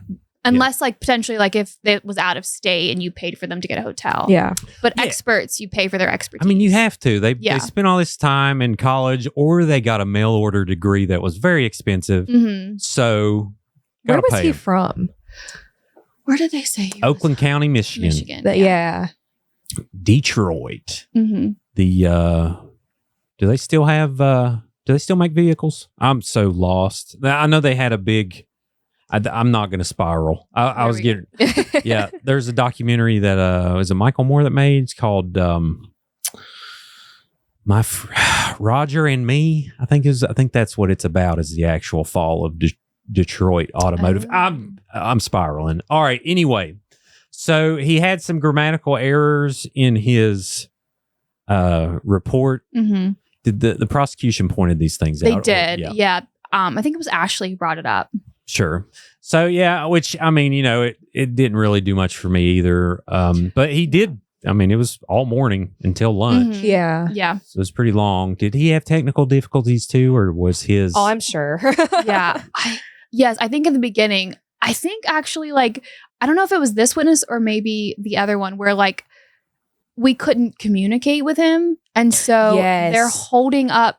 You guys are you in the room at this Yes, point? we were. Did you watch this? Yes. They're like holding up signs like check your phone. Yes. I Yeah. remember that because they had brought us in because they thought It was working. Yeah. and everything was good to go. And then who was it? Stanley? Yeah. That was like, can you hear me? Can you hear me? And you can't hear anything. And that was a whole thing. And they're trying to like mime. So yes. It would have been funny if like one of those AI faces popped up on him, like the cat. oh and he's yeah. like, you know that video where the guy's like, "I'm not a cat." Yeah. You He's know. The like, note was funny. it was. Should have Yeah. submitted that in I evidence. forgot that you guys were there for that Yeah. because it was working. Yeah. Yeah. I had the hardest time hearing his testimony. Yeah. I was like leaning forward. I did like, too. trying to, like, and I hear- tried so hard. I just, none of it Yeah. stuck. Well, he's got a cool last name that's straight out of Yeah. Devil May Cry video game. So, all right, so we're into lunch and we get to Dr. Halsey, the family physician, Mhm. which he introduced a few big things for the prosecution. I feel like this was the prosecution's witness. Oh, yeah. Yeah. What did you think with his? Especially with the cancer thing, having no prior knowledge. He tried to reach out to Duke. Duke never had him as a patient or had her as a patient.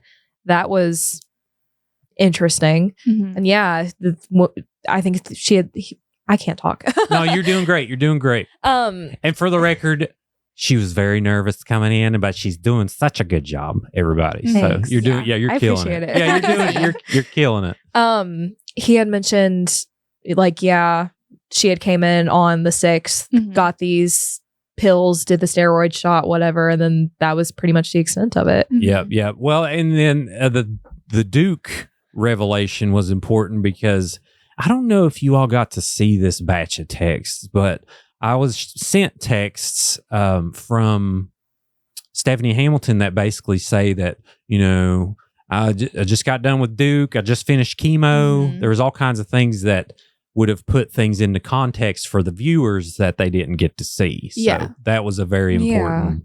We testimony. had like 3 binders full of text messages.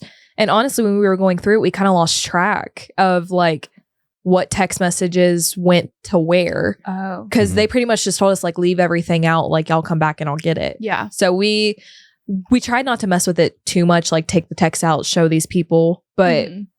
after a while, it all kind of got scrambled around. Are there any texts that you all didn't get submitted that you were curious about or anything like that? Boy, do I have the text message for you. Okay. And the last juror didn't mention this, so I'm shocked. And I can't remember who it goes to. There was one text message that she had sent out, and again, I don't know who it went to, but it said something along the lines of, "They're on to me about Mike." No way. I swear. And it said something about like steroids. So it was like, and this was after he died. It was like, "They're on to me about Mike, something with the steroids, but don't worry, I got it covered."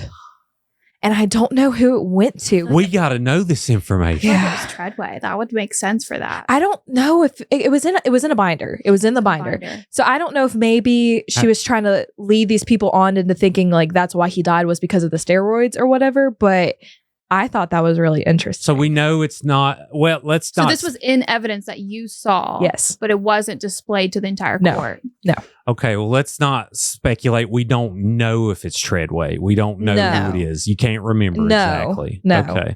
Well, if a juror remembers specifically who that was, go ahead and shoot me a DM at Facebook, at Creepalachia. I need to reach out to who I I need think. to do some fun courthouse digging. I knew you would love that. How do we get these I wrote that binders? down for you. I mean, I think we just Josie, it's like the request holy them. grail I of know. Raleigh County right well, now. again, like a lot of this it goes into the public record. So It was strange Not that that everyone they should- didn't talk about that, you know? Like, yeah, I thought that was a very important thing, like in a very important text message. She's sitting there admitting to it, basically.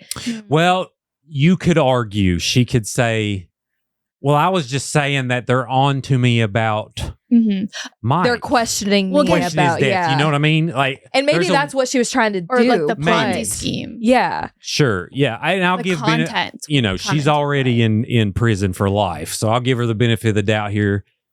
She could have meant that, you know, they're on to me about Mike's death. Yeah. But I thought that was But very she also juicy. could have meant Yeah. something nefarious. So When we she don't said, know. "Don't worry, I got it covered," I was like, We'll have to do some investigating. I knew y'all would love that. we gotta post those DMs. We gotta find them I and then know. look. All right. Anyway, Yeah. I'll come back. Time for some I'll do another homework. one. And Yeah, we'll we'll go. we'll do a follow up and then Homework. we'll bring the binder and then just like read Yeah. every text. You know, join us for this. I'll do deliberation all over again. I'll do it. I feel like if you gotta like set up like a story time, like once upon a time. Yeah. We would do it in a fun way. Like you have raindrops or something that's Mhm. soothing. Like that, someone could just Mhm. meditate and listen to this. You wear Tom's sweater vest, Oh, yes. make it all cozy. Yes. I mean, straight out of Mr. Rogers' Neighborhood. Oh, All right. Sorry, y'all. All right. So after Dr. Halsey, which was big for me and the Mhm. cancer revelation Yeah. of her basically not having cancer, y'all. Yeah. Mhm. Dr. Banerjee gets up, the bowling expert witness, slinging them fat stacks. Think about, okay. So think about, all right, picture this. You're a shift manager at Hobby Lobby. Dr. Banerjee comes in and makes your salary in 2 days. Gosh. I mean, I'm not going to hate on her. Well, it's Good for funny- her. No, right? that's You know? But yeah, that makes me want to throw up. my thing is like they knew before, like when they called her, I guarantee she told them what like she charged. Right. So I mean, yes, she was paid after the fact, and I don't think Kirkpatrick or anyone else knew what her bill was going to be Yeah. beforehand. But the defense had to have known. Well, they didn't get their money's worth. She's a super smart person, but she didn't really provide much for the defense. Oh, absolutely. You can tell she's very passionate about what she does. I just think that she was set up for failure. Sure. She wasn't given all the information. Well, yeah, that too. She Mhm. wasn't given everything. I feel like she went into, and again, like this was just my perception of her. It felt like she maybe went into it a bit biased. Absolutely. Because of who she was representing. Yeah. And again, like I've never really met her, talked with her, have no idea like other cases she's done. That was just, and again, that could have been the way that she was questioned by Stanley, that it just made it seem like she had the assumption beforehand. She was the one that was like listening in on the Yeah. experts. Mhm. How did they get permission to do that? Did that happen like while we were gone? Mhm. So experts are somewhat treated differently. Yeah. Because obviously you had the two state troopers Yeah. they sat through the entire trial, which Yeah. no other witness was allowed. But they're experts. So Stanley asked very early on if they could have particularly just Banerjee listen to the medical experts, and the judge gave permission. I think Interesting. because they're experts, you think that, it's the assumption that their testimony is not going to be swayed by others' testimony, whereas like an individual kind of might have a different perception. Sure. It was weird though. I think that's why they don't really give a definitive, it wasn't this, but it was this. Mhm. It was like, well, ethically, they feel okay with saying we don't know. Yeah. Right. If that Right. makes- She got an attitude with Tom too. She did. She was like, can I explain? That's what I'm here to do. Thank you. Oh, and my doggy too. She has a dog. Didn't she? I don't. Didn't you say she had a dog? Ashley said that, I Ashley think. said she had a dog. That's right. Obviously, I don't think a dog would be allowed in the courtroom, but No. I mean, yeah. Emotional support dog would be in nice. this court, you might as Shoot. well. You get some cats running around. I That think would Kurt be Patrick cozy. would allow that. I mean, Yeah. I would allow it. Like you have cat cafes, cat court. Cat court. Everybody's so relaxed. It would be, yeah.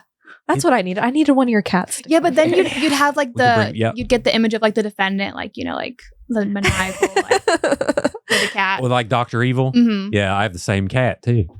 I love my cat so much. Oh my God. I'm going to cry. All right. So Dr. Banerjee gets done Mhm. and that ends day 6.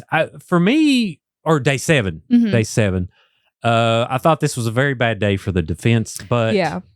what do Yeah. you think? Yeah, I agree. I forgot that Halsey, what was his name? Hansley? Dr. Zachary Halsey. Halsey. I thought he was. I had forgotten that the state had even arrested at this point because he seemed like he helped the state so much. Just with, I mean, the whole cancer thing. Mhm. I Sure. know that the defense was regretting bringing him in. Oh, yeah. A lot of times, and they regretted too. Which day was it for the decomposition photo? That was when Banerjee. Was it Banerjee? Yeah. No, it was before. I think it was Was it before before? that. I think it was with Dragovich. Okay. I think you're right. So it was actually. day 7. Yeah. Something like that. What stuck out to you when that occurred? I was angry when those pictures were shown. The only picture that I got to see of this man is him on the floor in the fetal position and his autopsy picture.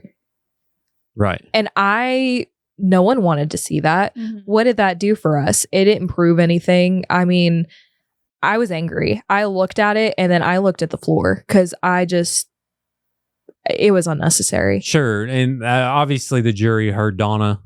Yeah. And that was heartbreaking. Mhm. It really was. Yeah. Yeah, not good. And what was you going to say, Josie? I was just trying to think when. I was like second guessing when that picture was up because I know It was definitely day 7 for sure, but I can't remember if it was Dragovich or if it was Well, let me make- Banerjee. well because the kids were there, the daughter was Yes, there, and they stepped out. so it had to have been sometime during the defense. Was it day 6? Maybe. I don't. Yeah, it was sometime after. It was obviously with a medical expert. It was after the kids testified. That's yeah, for so sure. I think day 7 would have because that was all their medical people. Sure. So it probably because was they day didn't 7. show it on Court No, TV, it was not did on they? Court TV. And No, they even thank goodness. asked afterwards. Some of the family members asked, "Did you air that?" And the Court TV said, "No, we did not air it." Which they were very again like it was hard to. It was hard to look at. Did you feel like you had to though? You had to kind of look at it. I knew that either way it was going to be submitted into evidence. So Mhm. I was like, okay, I'm going to look. And it really didn't help during deliberation either. Like no one wanted Mhm. to see that. When did you do you remember the first time you saw his face, Michael? Yeah. So the last juror actually mentioned it. It was a picture of his driver's license. When we were deliberating, we didn't even think like, hey, what did this man look like until after we had been deliberating for like an hour. We were like, what does this man look like? And another juror was like, well, here's a picture of his driver's license. And we passed it around. We were like, okay. Oh, during deliberation? Yeah. Yeah. Yeah, crazy. All right, so day 8, we are that's the rebuttal witness, correct? Yes. The defense rests, and The- then yeah. And then they have jury instructions. Mhm.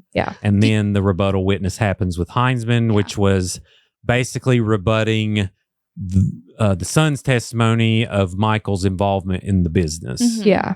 I was going to ask you at this point, you know who Natalie is. Yes. The defense rests. Yeah. Are you surprised that you don't hear her speak? Like, what kind of your Yes. thought? Which when we were when we were deliberating, I had thought that was a common thing for, you know, them to speak, but apparently it's not. It's hit or miss. Yeah.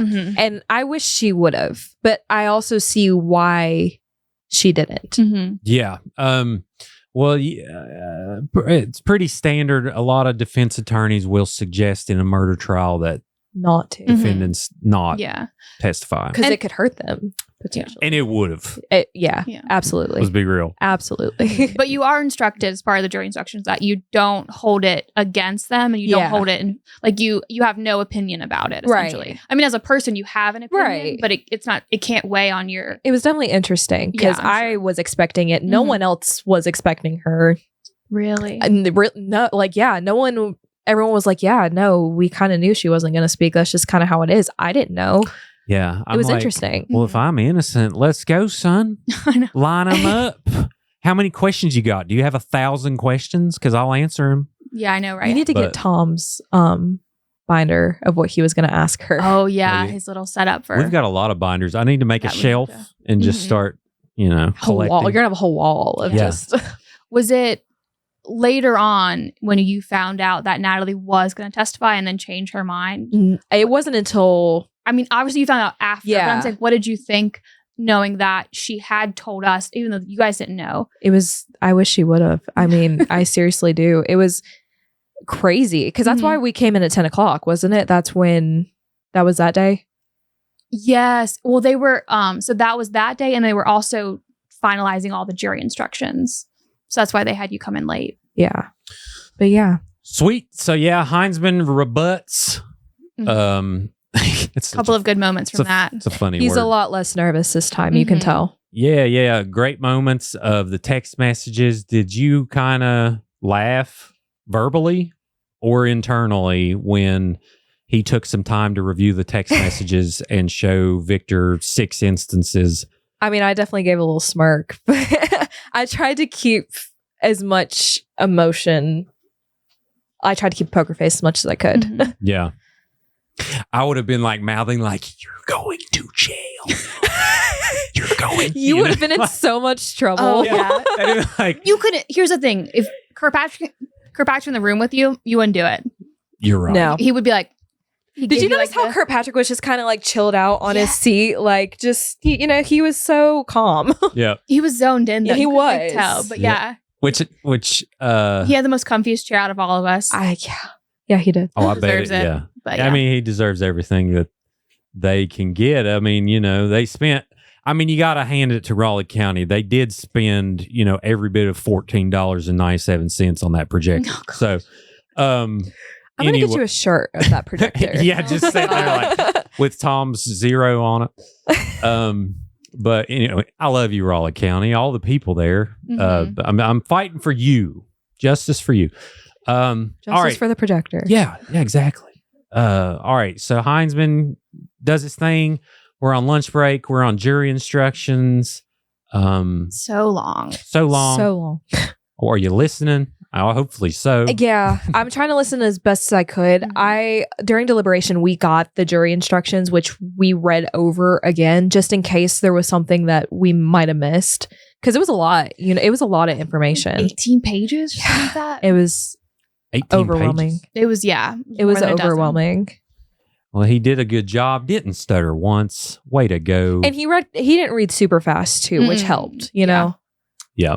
Oh, yeah. It was a bit more engaging than if Stanley had read 18 pages, I feel like we probably would have been asleep. Like- But He'd have asked himself to speak up at least 7 I'm times. sorry, I can't hear you. Yeah. Yeah. I'm just going to keep my comments to myself. Hey, you're doing great. You're doing great. All right. So then we get into closing statements. Ashley Akerd for prosecutor 2026.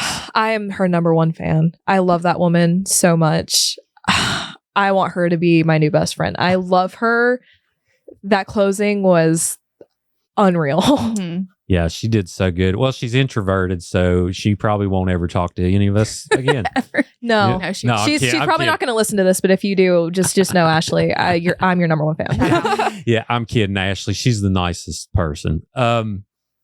and then, when she's in court, you don't want to be Did you against her. notice that she was wearing and this is just me being one a of her girl. pins. Not even that. The hair clips that she would wear. Yes, they were so cute. Yes. Mm-hmm. And I want to know where she got it from. Did you notice that one day she came in with one clip, Yeah. and then she came in with like a fancy one? I Yes. was like, girl, yes. Yes. Mhm. What are the point of hair clips? So like she had her like hair, like one of those little like claw clips. Oh, gotcha. So she had her hair like up in like a little like bun with the clip.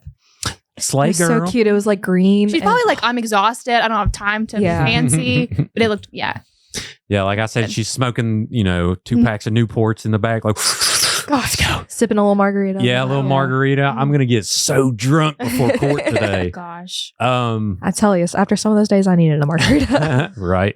Oh, Nice. no doubt. Yes. All right, so she does the close heard around the world. Mhm. Highly suggest people watch. Matthew Victor's closing arguments. Did it do anything after her intricate laying out of the timeline? No, not at all. I get what he was trying to do.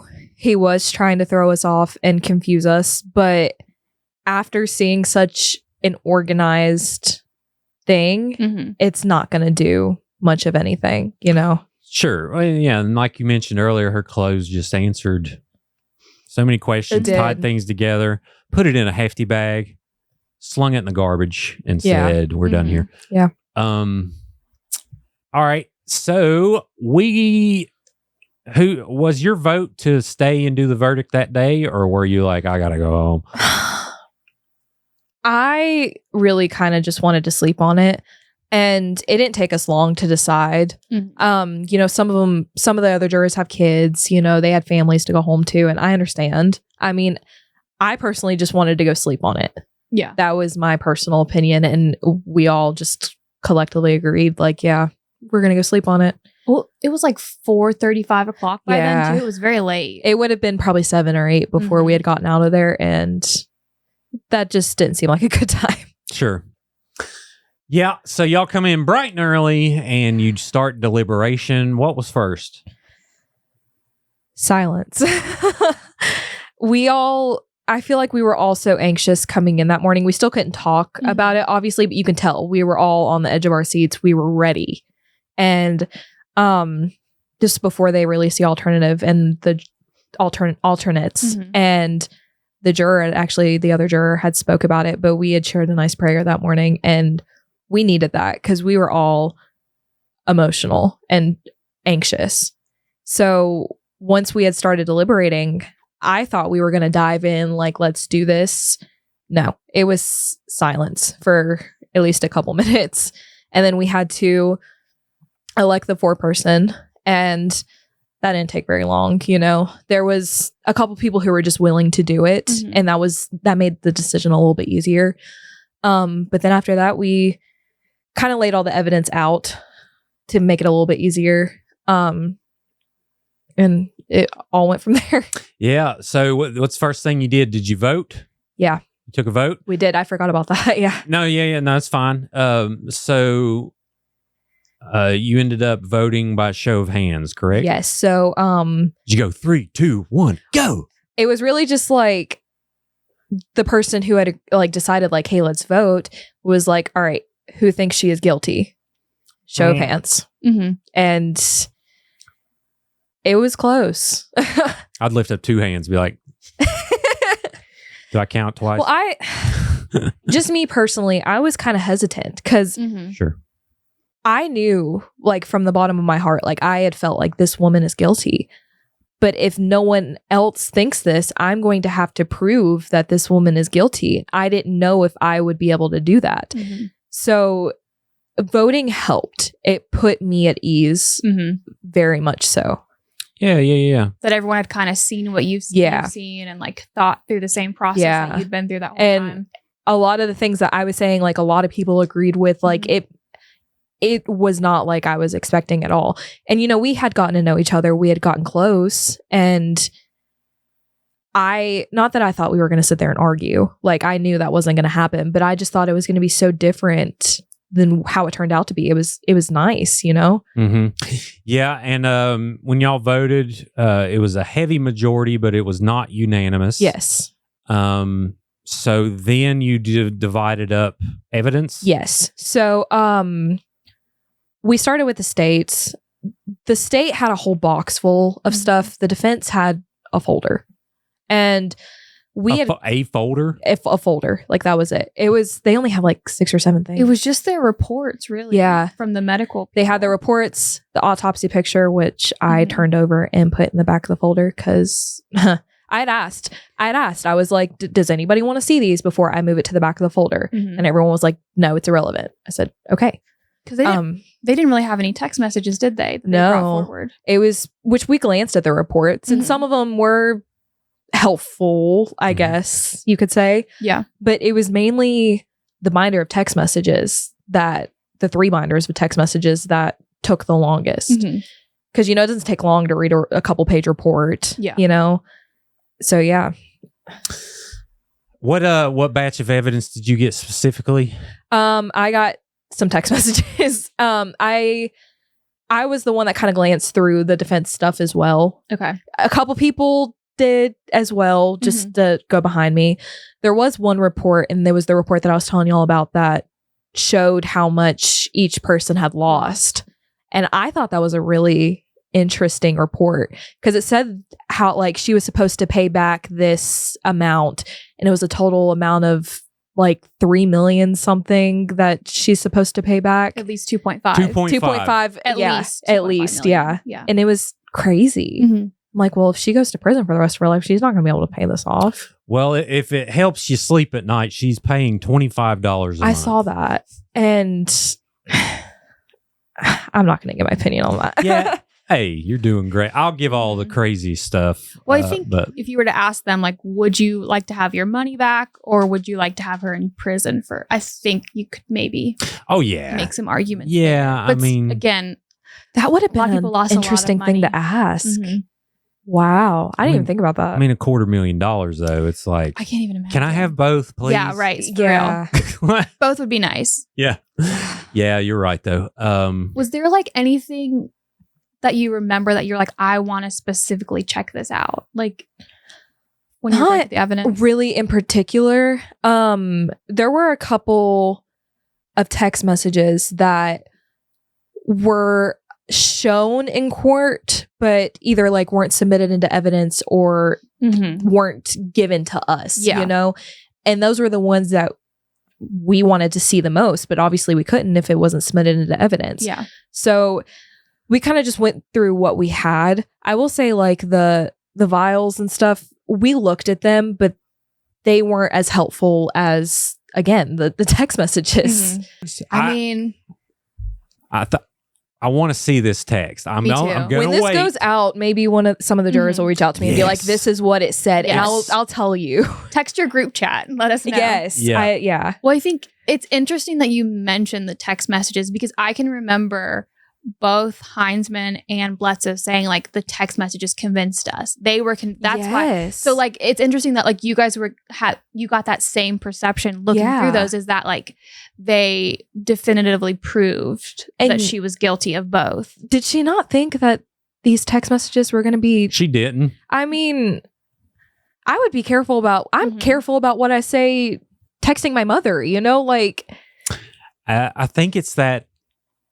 A lot of people were mentioning that she was such a narcissist that she didn't believe that none of this she would turn ever out the way be it caught did. with anything. And I mean, you think about it, we never would have seen these if somebody hadn't tipped off the state police that, her business looked sketchy. Yeah. And then we never would have seen this if they didn't get suspicious about Michael's death throughout the process. So, I mean, you don't expect your text messages to ever be revealed, especially in court.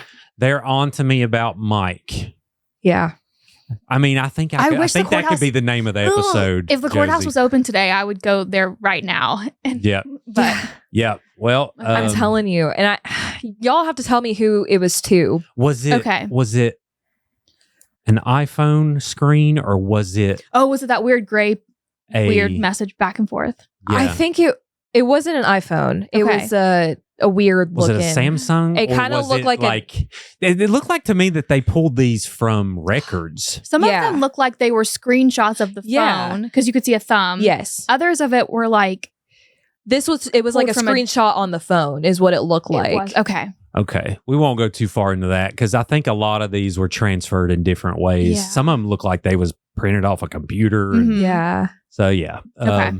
Anyway. I didn't realize y'all would love that as much as you did. Yeah. I'm so happy. I mean, that's okay. And to It's break it down, crazy. they're on to me about Mike. Could be like, they won't get off my back about him dying or something nefarious. Yeah. Which, I mean, it could have just been to like Stephanie Hamilton or Jennifer Davis. Maybe Stephanie if it Hamilton was- will reach out to you, but I mean. If it was to Stephanie, I'm going to see it. Yeah. Yeah. Stephanie Because has we everything. we besties. Okay. No, but She's got everything. yeah. Yep. She does since kindergarten. That's what she said.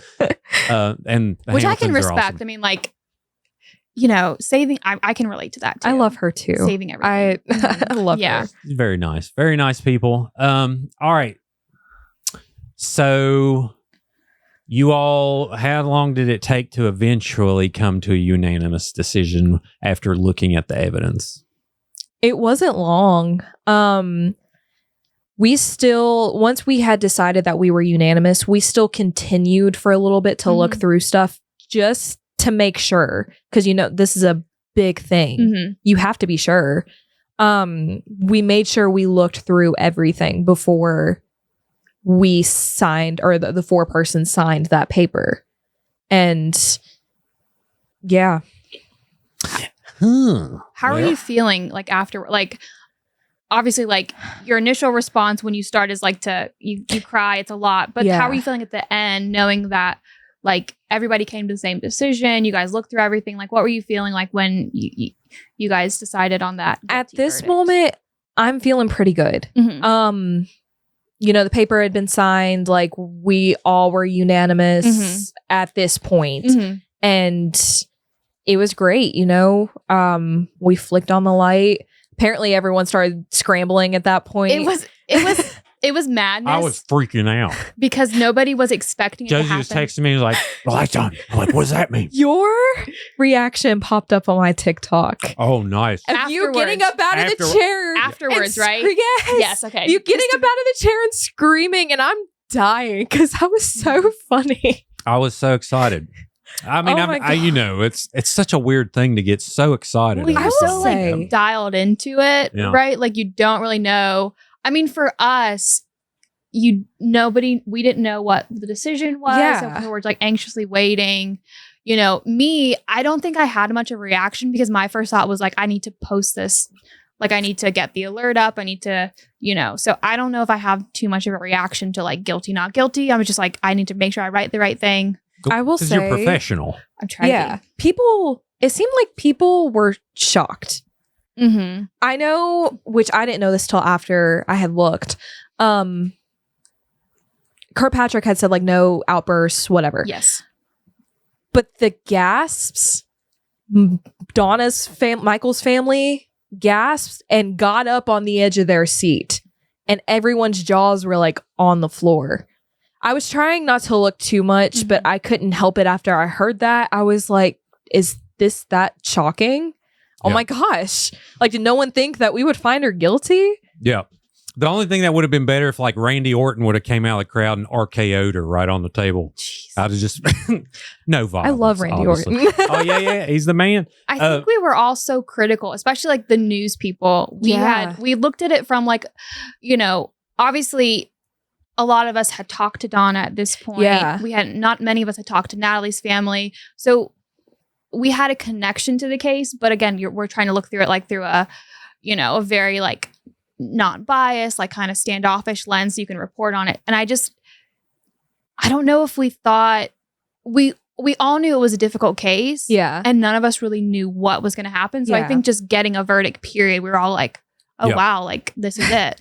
Yeah, I was unbiased until day 2. Then I was like, I'm so biased with my Yeah. pancreas. It's ridiculous. It's hard. Yeah. Yep. And I just ate a nice little About to say, how are you Reese's doing? peanut butter heart. We're Check doing in. good. Yeah. Oh, Things okay. are going well. All right. So, you know, guilty hits. Yeah. Mhm. Are you like, are you kind of relieved or are you still stressed? You're like, now we got to start the mercy phase. What do you I think? didn't know. This was before they had mentioned the mercy phase. the tension in the room after he had said guilty was crazy. Mhm.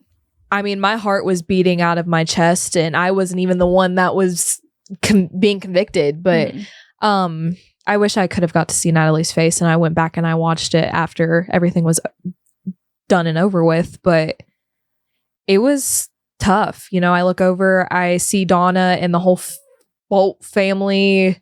They're so happy and on the edge of their seats.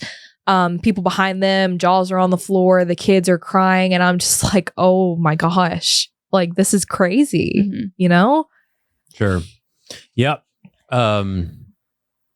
Totally. So it happens and you go home. You all decide to, I think the defense decided to push it. The children are in school. Yeah, the children Even are though they're right. Yeah. in those right Yeah. Tom's face, and it was so funny. He was like, they're right there. Yeah. Sure. Which we didn't talk about Tom's Facial clothes. expression. We didn't talk about his projector and all that stuff. About him doing it. Well, during the closing. We kind of touched on it. It's Yeah. all right. We love you, Tom. Yeah, we love you, Tom. You're the best. My sweater vest, I couldn't find one. I had to order it on Amazon. I looked everywhere. They don't make sweater vests. It's not the season for it. Yeah, you have to order it online. But all right, so we go in to the mercy phase. What are you thinking that morning, like on your way to the court?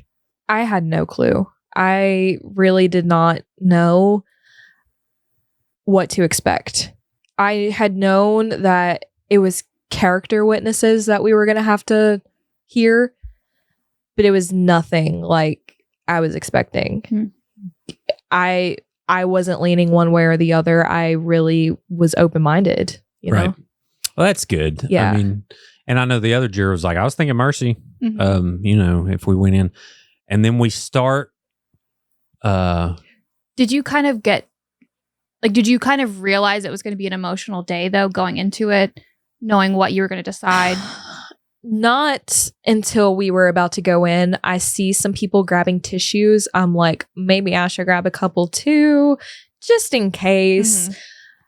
Because I knew that they would be talking about Natalie's character and why we should give her mercy, but it didn't seem like that, really. I'm so passionate about this mercy phase. A lot of it bothered me. A lot of it. And I'm so ready to go in depth with it because there's certain things that bothered me. Well, thank you for entrusting us with your experience. You know, one question I forgot to ask Tom was, why is there a mercy phase?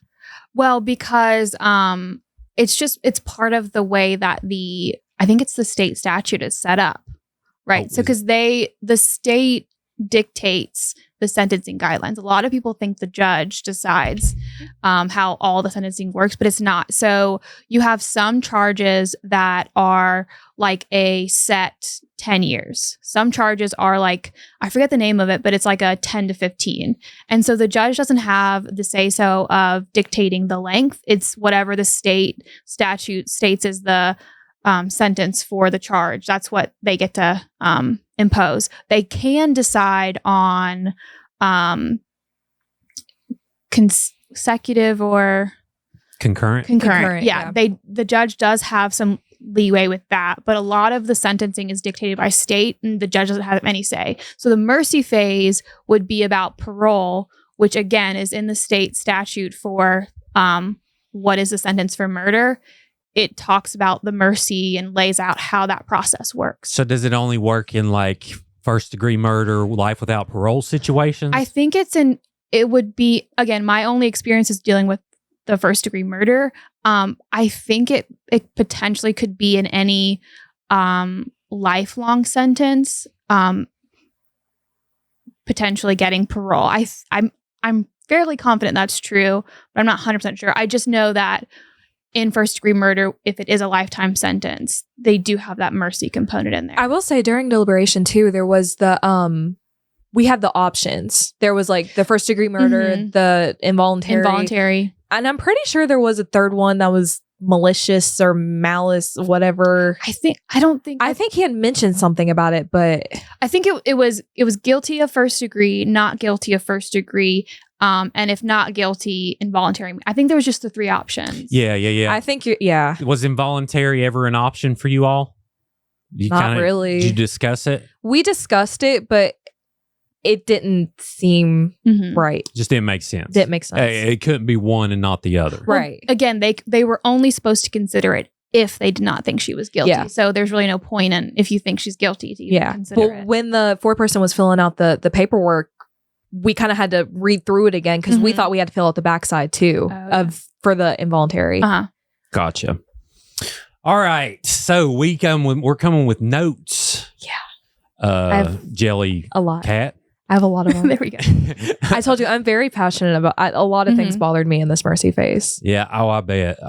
And I'll try not to make jokes during this.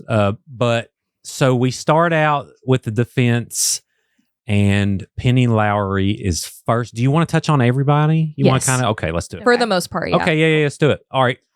So Penny Lowry's first, which is one of Natalie's sisters. It's her oldest sister. Her oldest sister, who, like we mentioned earlier, was at the house that day that Michael fell out. Yeah.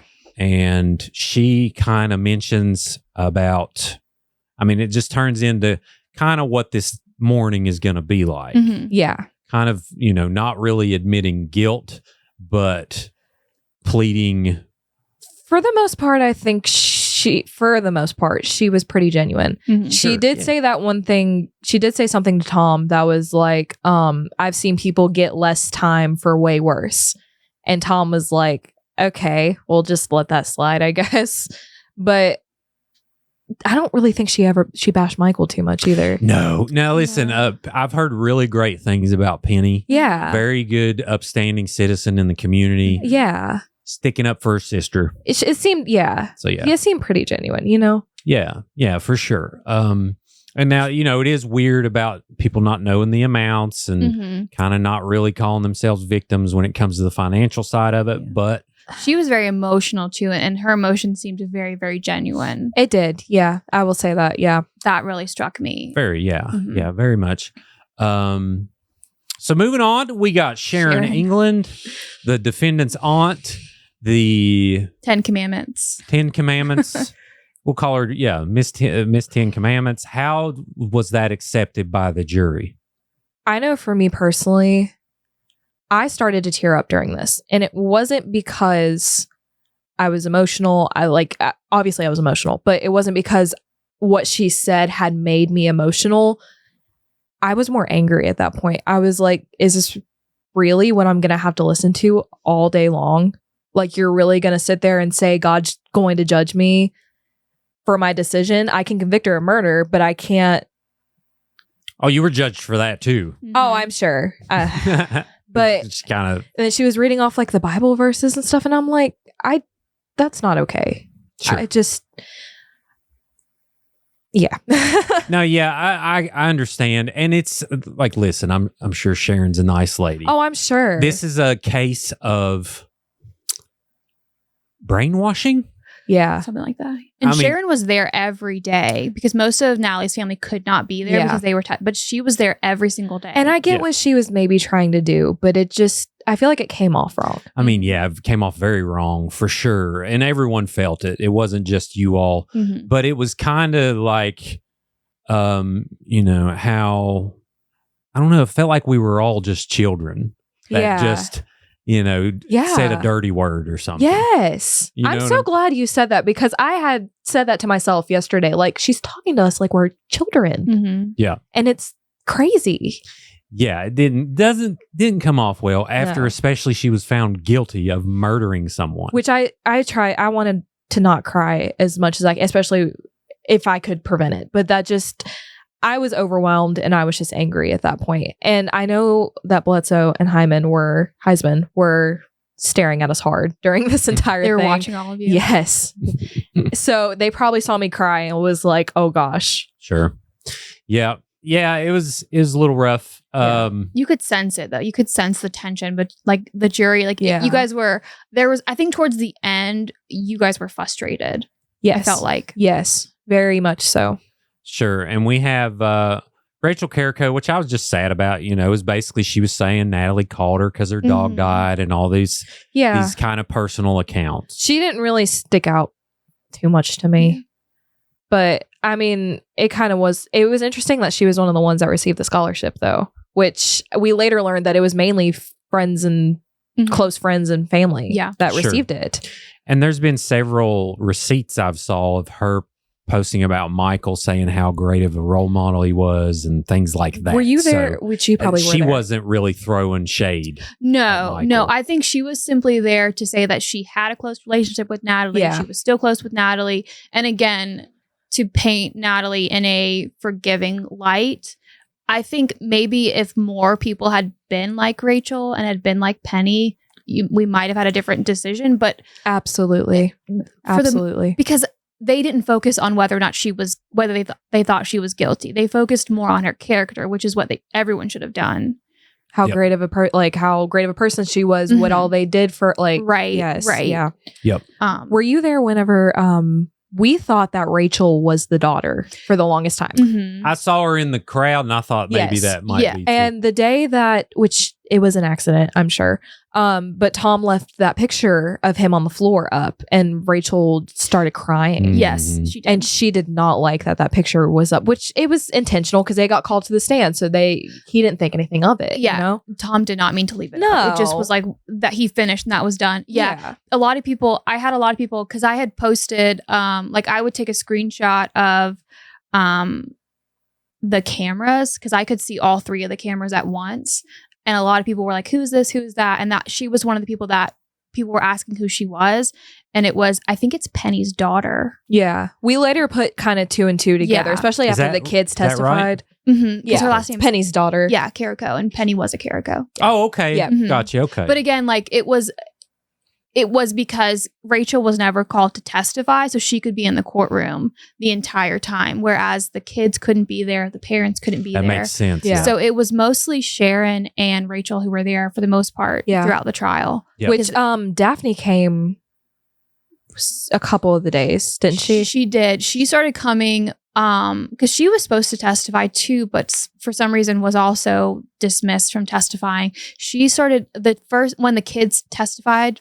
Daphne and I believe Larry was there as well. Yeah. They were there for the kids initially. Yes. After Selden revealed to you that he told, because again, I saw Daphne in the courtroom when the daughter was testifying. And so I approached Stanley and was like, hey, Daphne's in the courtroom. What's going on? Because she's not supposed to be if she's testifying. And he said, he was very vague with his answer, but he basically said that she was, I don't know if he said she was disqualified or she was dismissed. Gotcha. He wouldn't give me the reason why they weren't going to call her. Yeah, because after the son had testified, Larry and the son had walked out. Yeah, because Larry was also supposed to testify. Yes. Yep. Got it.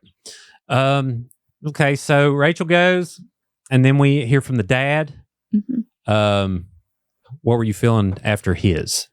His broke my heart a little bit. Of course, I didn't like when he said, well, I obviously don't agree with your decision, but I mean, whatever at this point. I had already cried once. So I was like, whatever. Yeah. He had mentioned something about, well, I'll never see her again. I'm only going to get to see her behind a glass wall. Mm-hmm. And it's sad. It is sad.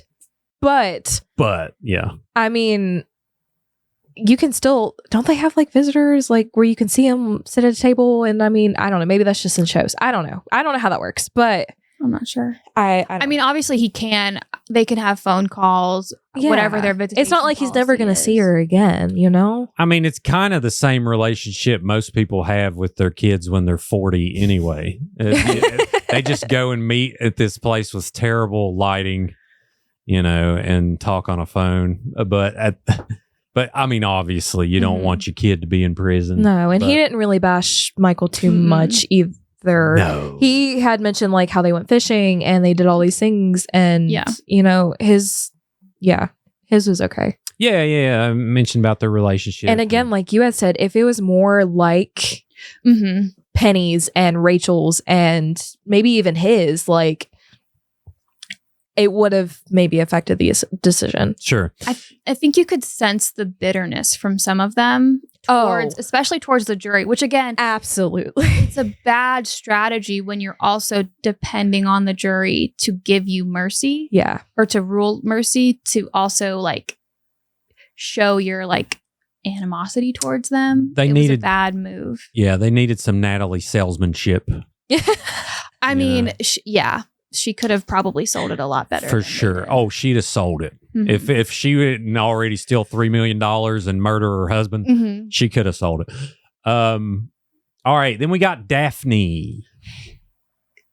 Thoughts? Poor Thoughts? woman. That poor woman Mhm. is, I don't want to say she's like delusional, but I mean, she's living, and I mean, I get it. You don't want to think your daughter is this horrible person that did these two horrible things, Mhm. but when is it going to click for her, you know?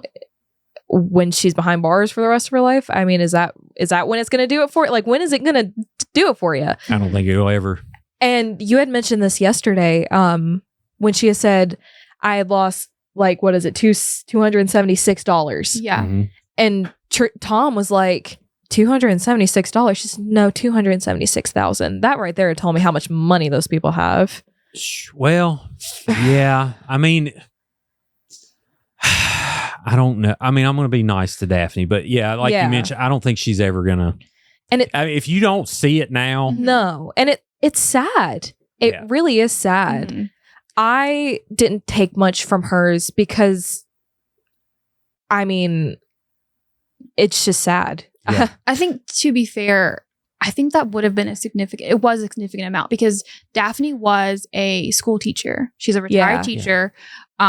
We know how much they make. And her husband, Larry, was an accountant. Yeah. I know he worked for the school board at one point, is what they said. I don't know if he had I'm sure he had other places he worked for. But again, like, I feel like that was a significant amount of money for them. Yeah. I just don't see how that couldn't be, unless there's some other jobs that we don't know about. Yeah. oh, it was. And I'm going to clarify. Like, these are good people Yeah. that Daphne did a bad thing in throwing shade at Michael the way she did. Oh, absolutely. Yes. And that bothered me a lot too. Mhm. We weren't there to, like Matthew would say with Ponzi scheme, we're not here to trial Michael. Like, I mean, Mhm. that's not what this is about. Sure. Yeah. Yeah. And like Tom said, Larry actually went around trying to pay people to keep her from getting charged Yeah. for the original crime. You know, Mhm. these are good people. I Yeah, don't want I think- anyone to treat them any different. No. But- And I, like I had said, like, it's a terrible thing. And I get it from a mother's perspective. Maybe you don't want to see your daughter in that way. Sure. So you're living in a bubble of denial. Mhm. Oh yeah. Well, it's enabling. Oh, yeah. It's enabling. And it's very, very sad. Oh, yeah. And I think it's a lot of the reason why I don't think this is a new thing for Natalie. I don't think she No. just decided to act this way in 2016 No. after watching War Dogs. You know, I think it just Life-changing movie. I need mushroom to watch clouded. War Dogs. I need to We do all that. do. You need Yeah. to watch it. Yes. You need to have a watch party. That's what you need Yes. to do. Some way. Yeah. You need to find out when it's going to be streaming somewhere. Have like a fundraiser. Oh, I bought it. No, I mean, like, for us all to be able to watch it, because you probably can't stream it. Sure. We need to find out if it's going to be I will ever get on a station somewhere, and you can be like, all right, everyone, 9:00, we're all going to watch. We could rent an auditorium. I mean, I'm saying right now, I will get as many jurors together as I can. Yeah. I am saying it right now. If the jurors are watching, we're Y'all getting just, together. y'all just enter the crowd and then not say who you are. yeah. Yeah. And It's then just see if- crazy that movie would have such an impact on.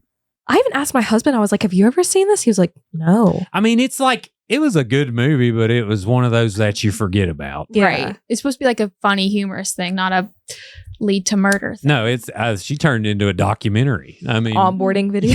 Yeah. Oh my gosh. yeah, yep. All right, so that's Daphne. Yeah. She basically at the end not only kind of implies that Michael started this after watching Yeah. War Dogs. She flat out said that there were no victims in the financial crime, and Natalie didn't commit the financial crime. Mhm. Yeah. And not only that, she didn't commit murder. Yeah. Yeah. So I figured it was checkmate after that, but I don't know. I'm sure you all were still open to hearing the rest. Yeah, absolutely. I still, at this point, I don't want to say frustrated because that Sharon had frustrated me, but I was still open-minded. I still was not leaning one way or the other at this point. Yeah, Sharon was the only one to like throw holy water on the jury. This next one, Angie Martin. Oh yeah, the friend. She made me so angry. Well, she said that you all got it wrong, right? Yeah. She was saying, like, for you to sit here and call this woman a murderer, like, how could you? It's hard to understand. Like, it's baffling. I wish Ashley would have spoke on this. She had talked about how, like, she was threatening us. Sure. Ashley, in that moment, she started shaking her head, like, no. She slams her hands down on the table and scoots her chair back like she's ready to stand up. And that's when Stanley is like, hold on. She's been convicted. Right. I wish Ashley would have stand up and been like, hold on now. Yeah. Well, and with Angie, so the thing is she didn't even get introduced until after Michael was gone. So I wasn't sure why she was here. Exactly. I think her kid dated her. Yeah. Was the that kids not dated. awkward for the son? Because the ex-girlfriend was there. I mean, really, you're kind of just springing for whoever you can. Desperate have. at this point. Yeah. Yeah. I think she could have been an effective witness had she not gotten too invested in wanting to Bash the jury. Yeah. I think she could have said, look, I met Natalie after all of this. She worked for me. I thought she was a decent person. I trusted her to work for me. Yeah. Sure. You know, she could have, if she hadn't tried to, I think, go above and beyond and like kind of go the same route as the other witnesses, I think she could have been really effective. Yeah. And I think, too, that maybe Natalie's world scrambled her thoughts in that moment. Yeah. And I think not realizing that, this is internationally televised. Yeah. And it's kind of like how you just talk to somebody I just don't, I'm not sure if she knew why she was there. Yeah. You know what I mean? But I also think she's going to regret it. Oh, Because absolutely. She after all these facts come out, after everyone who wants to sit down and critically think about the evidence, it's going to be rough. Also made another comment that was like, she's a human just like all of us. Okay. I mean, she's not just like all of us, that's for sure. And not all of us kill our husbands, but sure. Why not? We'll go with that. Now, it would be if she was getting put to death, that's a different conversation. Oh, absolutely. But there's no question. No. She's not like Josie here working, paying bills. No. Writing articles. Definitely not a her. millionaire. Not close. I wish. No Ponzi scheme involved. So that one was not good. Yeah. I tried to not let that one affect me, but that one really made me angry. It was not okay. Well, it's good to know. It's an honest feeling. Yeah. Yeah. It's an honest feeling. And I hate to say angry so much, but just a lot of them just. Well, there is a lot of mad. emotion involved in it because, at this point, keep in mind that you all just found this person guilty of murdering your husband. And you all arguably have the hardest job out of anyone. Yeah. And I think these people forget we didn't ask to do this. We were chosen by Tom and Ashley and Stanley and Matthew to do this. We didn't want to take 3 weeks off from our jobs and leave our normal lives to go and do this. We didn't ask, Sure, yeah. And you made less than minimum wage. Voluntold. And $40 a day. Yeah, not even counting all the stress that you're thinking about it pretty much every day, all day. Still trying to work in between doing this, yeah. Oh my gosh. People forget about it. And no one knew anybody. You're just trying to make a decision over the facts you're given. Yeah. So yeah. Not a good approach. So then we have the son, super sad. Daughter, super sad. Heartbreaking, obviously. Very, very sad. Yeah. Pleading for their mom, fighting for their mom to try and get a smaller sentence. Yeah. Then you good to move on? Yeah. Yeah, we'll just move on. So lunch break. I'm not here to bash those poor kids. No, yeah. Which we ain't bashing. No, it's just honest opinions. Of course, yeah. I mean, these are honest opinions. I'll bash Natalie because she's a frauding murderer. Convicted murderer. Can I get you a shirt that has Natalie's face on it? Would you wear it? If it said something funny on it? If it was Natalie getting RKO'd, maybe. The one with the laser eyes? Ooh, that's a good one. That's a good one. Yeah, that's a good one. Yeah. But all right, so we got the prosecution's turn. Stephanie Hamilton is first, and then the first objections of the day start during this process. Again, I did not like the way that Matthew was talking to her. Matthew was like, so you're still mad and bitter about this to this day. And Stephanie's like, no, I'm not. I'm just here to talk about it. Mm-hmm. And Matthew started to make me angry at this point, because let her speak. No one got to speak till like literally Stephanie came on here. She didn't really get to speak. Which their story was really interesting. Wasn't it? Yes. I mean, it just opened up. It made things make so much sense. Yes. If someone hasn't listened to Stephanie and John Hamilton on the channel, so good and really lays things out. Well, I think you can tell just from like, I know like we got to talk to them a little bit more, but like when Stephanie was like, listen, I try not to hate anyone. I try not to like overly judge people. Like, I feel like we got a sense of that. Like, yes, it's upsetting. Yes, they lost money. Yes, they're hurt in this. But like, I think to go and make that leap that like she's trying to get some kind of like she's attacking Natalie or she's like seeking revenge. I think that was just you guys could tell like that just wasn't either one of their like that was none of their personalities. And that's what I said. I was like, I'm mad as hell, like why can't she be mad? This is not.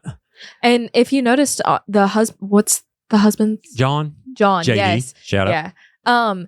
He had mentioned that Stephanie's still getting texts to this day of how could you let Michael lay there for that long? Why didn't you suggest to go to the hospital sooner? And that's crazy. Yep. 6 years later to still be, I couldn't imagine. That's awful. Yeah, they couldn't talk about it either. Mm-hmm. Nope.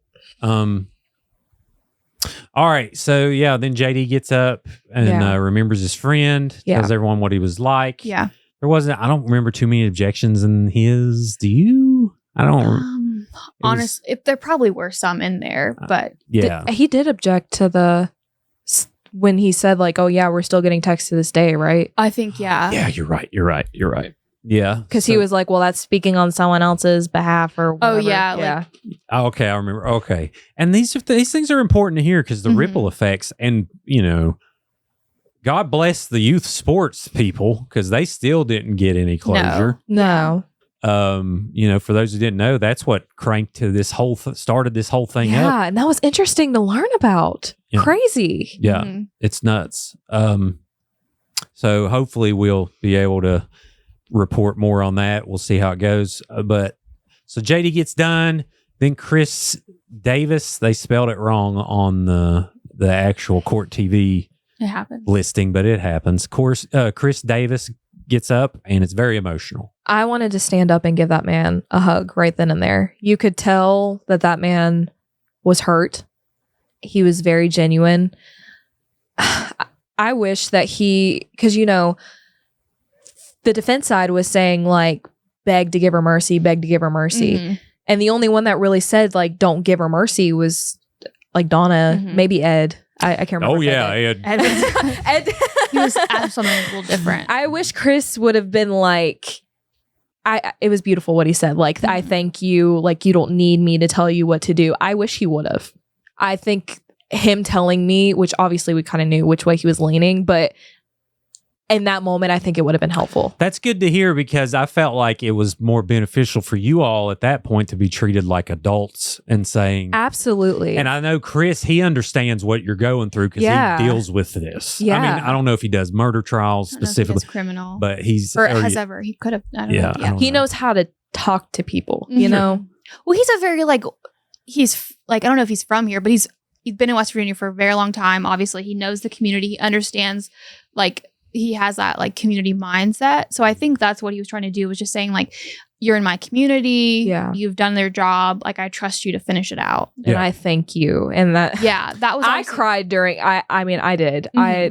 His was emotional. Oh yeah. And if I ever see Chris Davis out in public, I have a big hug waiting for you. Yeah.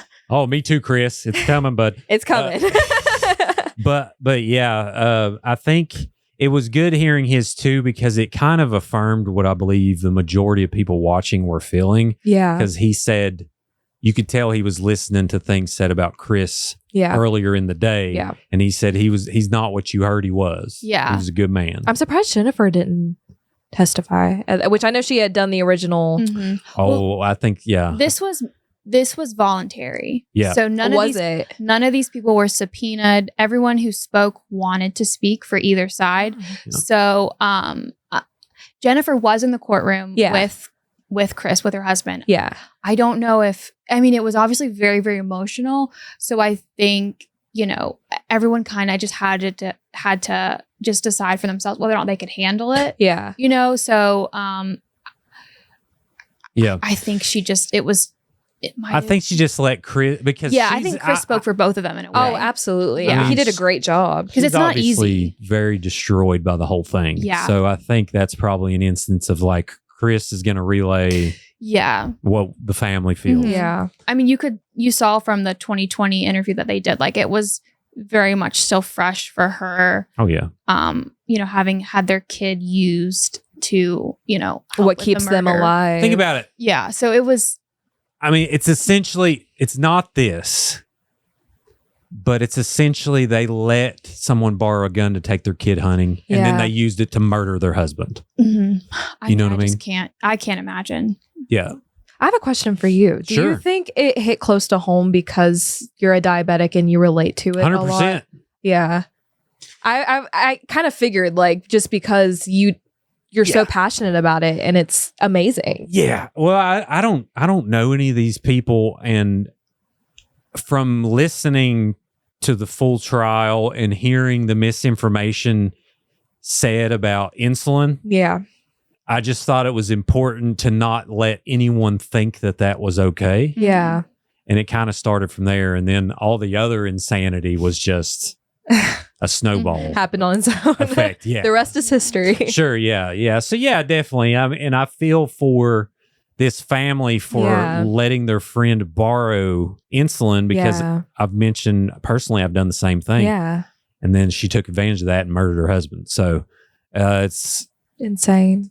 a very sad situation. Absolutely. Yeah. So yeah, we try to, make a lot of jokes and stuff, but I try to make things entertaining enough to get people to listen, but also informed. Yeah. Yeah. It's like a blend. Well, because I vaguely had known about insulin and diabetes and all that, but I wouldn't have known all the information I know now if it wasn't for listening to you and doing this whole thing. Sure. You know?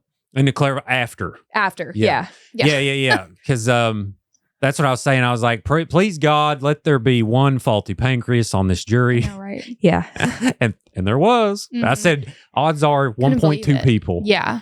I think there was one who her husband was Oh, so it's familiar. so she was knowledgeable too, and it helped. Sure. I mean, because I even asked, and looking back at it, it was a stupid question, but it's not if you didn't know. I asked if you can take insulin orally. Like, could she have spiked a drink? Like, Mhm. That's a normal question. Yeah. If you're diabetic, it's a very stupid question. yeah. So that's what we were running into, is Yeah, because a lot of people was didn't like, know. well, even when we done the show with Annie, yeah, she Annie was thought. asking like, can you ingest it? Now there is a record of ingestion causing it, but literally drinking like a whole bottle, like Okay. so much. So you can't just like take a syringe and like put it in your mouth and then No. without injecting it. No, Okay. it's got to be in the fatty tissue. To be- Okay. yeah. Yeah. It's something about, right? Because you want it to go, because my husband trying to explain this. You need it to go into your bloodstream, right? Yeah. No, wait, Or no, you need it to, it absorbs in the fat, In the- so you don't want it to Oh. go in your muscle. right. Okay. So you want it to go. That's why they make shorter needles, is because for like kids, if the needle's too long, it'll go too far. Mhm. Now it'll still Oh. work, but it absorbs better in the fatty yeah. layer of your tissue. Isn't there certain places that they tell you to inject it too to make Yeah. it? Yeah. In your arms, your stomach, in your thighs, and in your glutes. So That's good to know. All the Yeah. muscles. See, I never would have known any of this. Yeah. No, it's because that's the fatty, Yeah. the fatty parts of your body. So that's where you it's where you got to do it. But yeah, and that's the same for CGMs too. They read your fatty tissue too. Mm-hmm. So it's the same places. But yeah, I mean, and people don't know this. Yeah. No, why would you? Why So would you? if you get someone up there spouting off stuff, you're like, oh yeah, that makes sense. But in Yeah. reality, it don't make sense at all. You just don't know it. So anyway, but yeah, good question. Thanks. All right. So Chris Davis goes, and then we get Tony McCall, which is the MVI. I call it most valuable interview of 2020. Yeah. But she was a victim of the financial crime. Yeah. Mm-hmm. That poor woman's been through so much too. Mm-hmm. And Yeah. her family was very close with the Yeah. Cochrans. Her son was coached by Michael. They had a very strong connection. Because her husband had passed away. She lost her tragically. husband. Of leukemia. Yeah, which did they ask? I'm pretty sure they did. They did ask about how that made her feel that Mm-hmm. Natalie had this, because I think it threw her off. Mm-hmm. You know, like Tony had been like, well, yeah, I thought it was a little strange because it doesn't come. I think it was mentioned in 2020. She It doesn't mentioned about come it. in stages. Right. It comes in whatever she said. Well, see, I looked that up and I haven't clarified exactly what she meant by that. So I'll just take her word for it. Yeah. But there's a lot of things like, you know, she witnessed her going all Britney Spears and shaving her head. It's Yeah. not quite Britney 5 Spears o'clock level, but shadow. yeah, but it had a 5 o'clock shadow shaving her head. And, Definitely got to fact checked. Yeah. It was nice. but it was good because you're bringing in all these elements of people. Mm-hmm. You see this pattern of how different this was than the Yeah. morning. Yeah, you really do. And I think I asked the other juror too, did you notice that her family was absent at this point? Yes. And we had thought you can sit here and bash Michael and say all these awful, terrible things, but you can't take it. And I mean, obviously, again, don't want to talk about those kids. Those kids are just there. Sure. But I mean, it was just weird. Yeah. Well, and I think my leading theory on that is she probably told him to leave. You think so? I think so. I overheard some kind Yeah. of conversations about it. I didn't like that she was able to just sit there and talk and laugh with her family. It's like, you know, what are you going to tell your family when they're going to air out all your dirty laundry that Right. you can't explain? Mhm. right. I mean, You know? Well, I think she would have just told them, like, don't believe any of it. Right. So Sure. I think none maybe of that's it's true. So maybe. Yeah. Yeah. I was like, whatever you hear, it's not true. Maybe. And they didn't come back. I thought they would have at Mm-mm. least came back for For the the verdict. verdict, but they Mhm. didn't. yeah. Which, you know, to each their own. So then we get Ed Bolt, everybody's grandfather up there that has, you know, majority of people like Ed that have lost people in this way feel Yeah. a lot like Ed do. Yeah. Mhm. But what did you think about his? First off, that comment, I needed that. I needed that little laugh. Again, we tried not to do like an outburst laugh, Mhm. but I definitely chuckled a little bit. I needed it. So it made you laugh. It It, did. made me. I was getting nervous because I was like, "Oh no, this is." I understand why, and Ashley did a good thing with stopping him. But I was like, I was on the edge of my seat. I was like, just say it, come on. Right. But I get why he probably shouldn't have, you know. Sure. Um, And to clarify for everyone, Ed kind of led to the fact of mentioning, I think what they should do if things were just would be get a rope, find a tree, and then Ashley cut it off. But And we don't advocate violence on this show, no, but you know, like I mentioned before, I understand where he's coming from. he was So, about to say it with his chest too. Oh, Like about- he was. Yeah. Well, he was reading it. Yeah. He'd written it down. And he was waiting to get stops too, think because so. he was like, okay, you know, Yeah. after- Say this. Look Ironically, up. Say this. Look up. Yeah. The one time there was no objection was that. Yep. Yep. Oh, they would have let that fly. I think so. I didn't like how Matthew was also saying like, well, you didn't have a good relationship with him, and trying to. This poor man lost his stepson who had been in his life for a very long time. What was the point in that? You know, I mean, that man probably went home and was like, dang, It's very sad. I couldn't imagine. Yeah.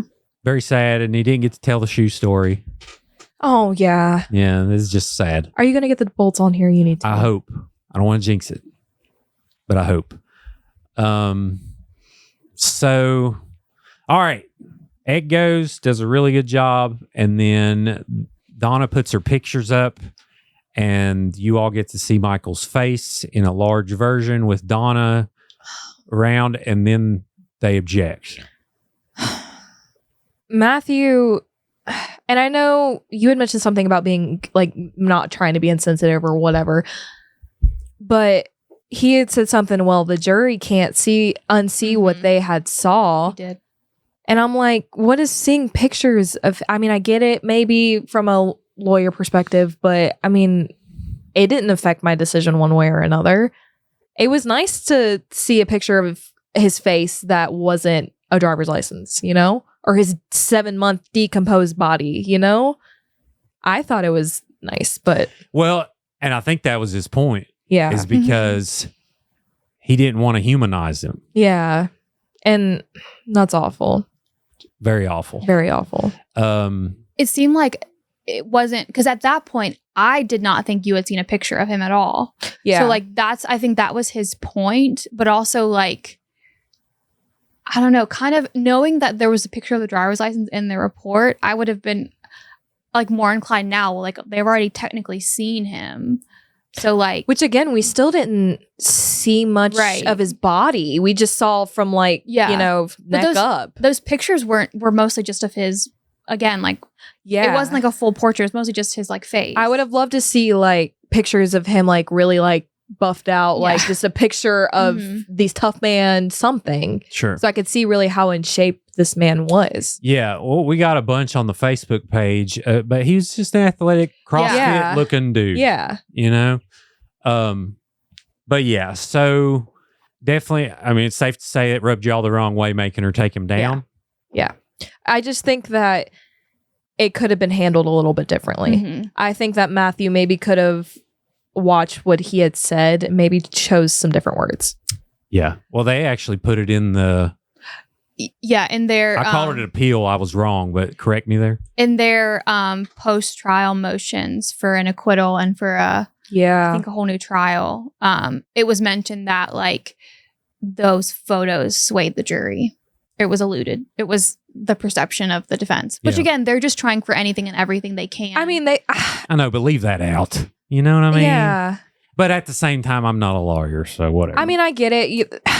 They can appeal as many times as they want to. I would probably want them to do the same thing if it was me, I mean... What else you got to do? Yeah. At that point, though, when he's are you kind of aggravated with Matthew? Because I think if that had been maybe the first time he had objected, I think the reaction to it would have been differently. Yeah. But he had objected to, he had obviously upset all the other witnesses, Stephanie and John and Chris. I mean, with all the objections. So I think at that point, I don't know if I saw someone roll their eyes or what, but it was it was clear you guys were upset or you agitated. saw rolling my eyes because I was rolling my eyes. You guys were upset with Matthew and they continued interrupting all the witnesses and the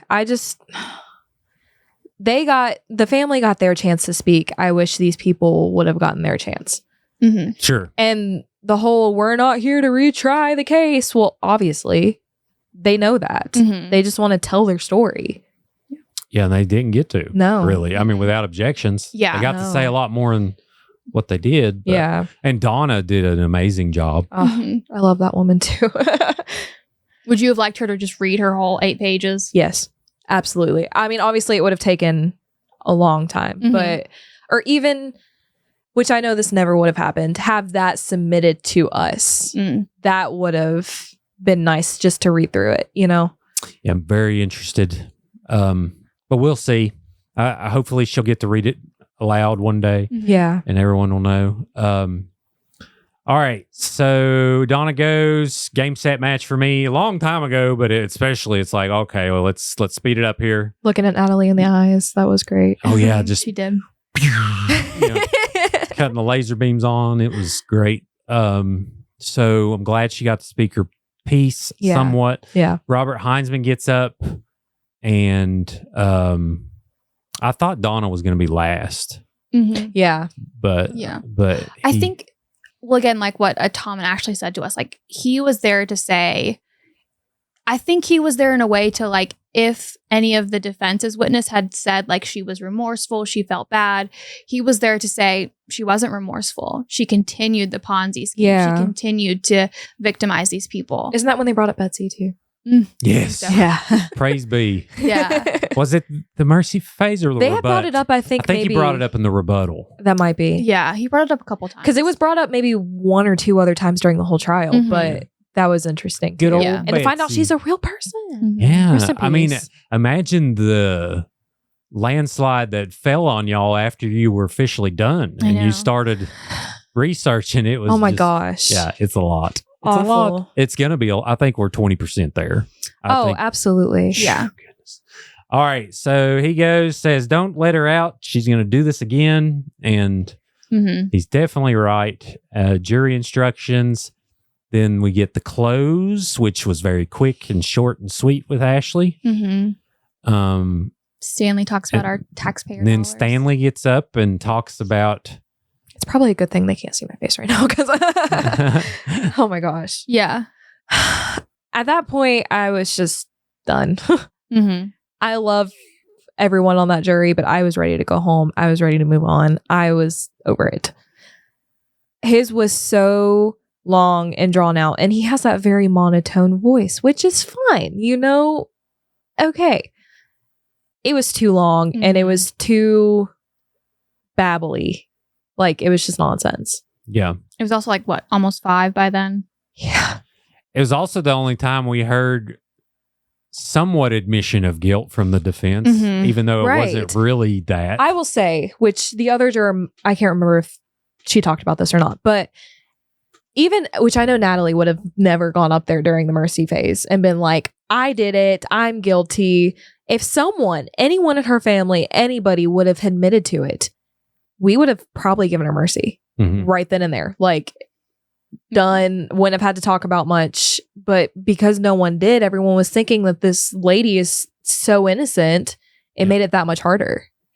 That's what I thought. I was like, you all are, you've lost the plot. Like, Yeah. Yeah. this is not going to work. No. Mercy's all about giving remorse. If you can't show it, how do you give it to someone? Yep.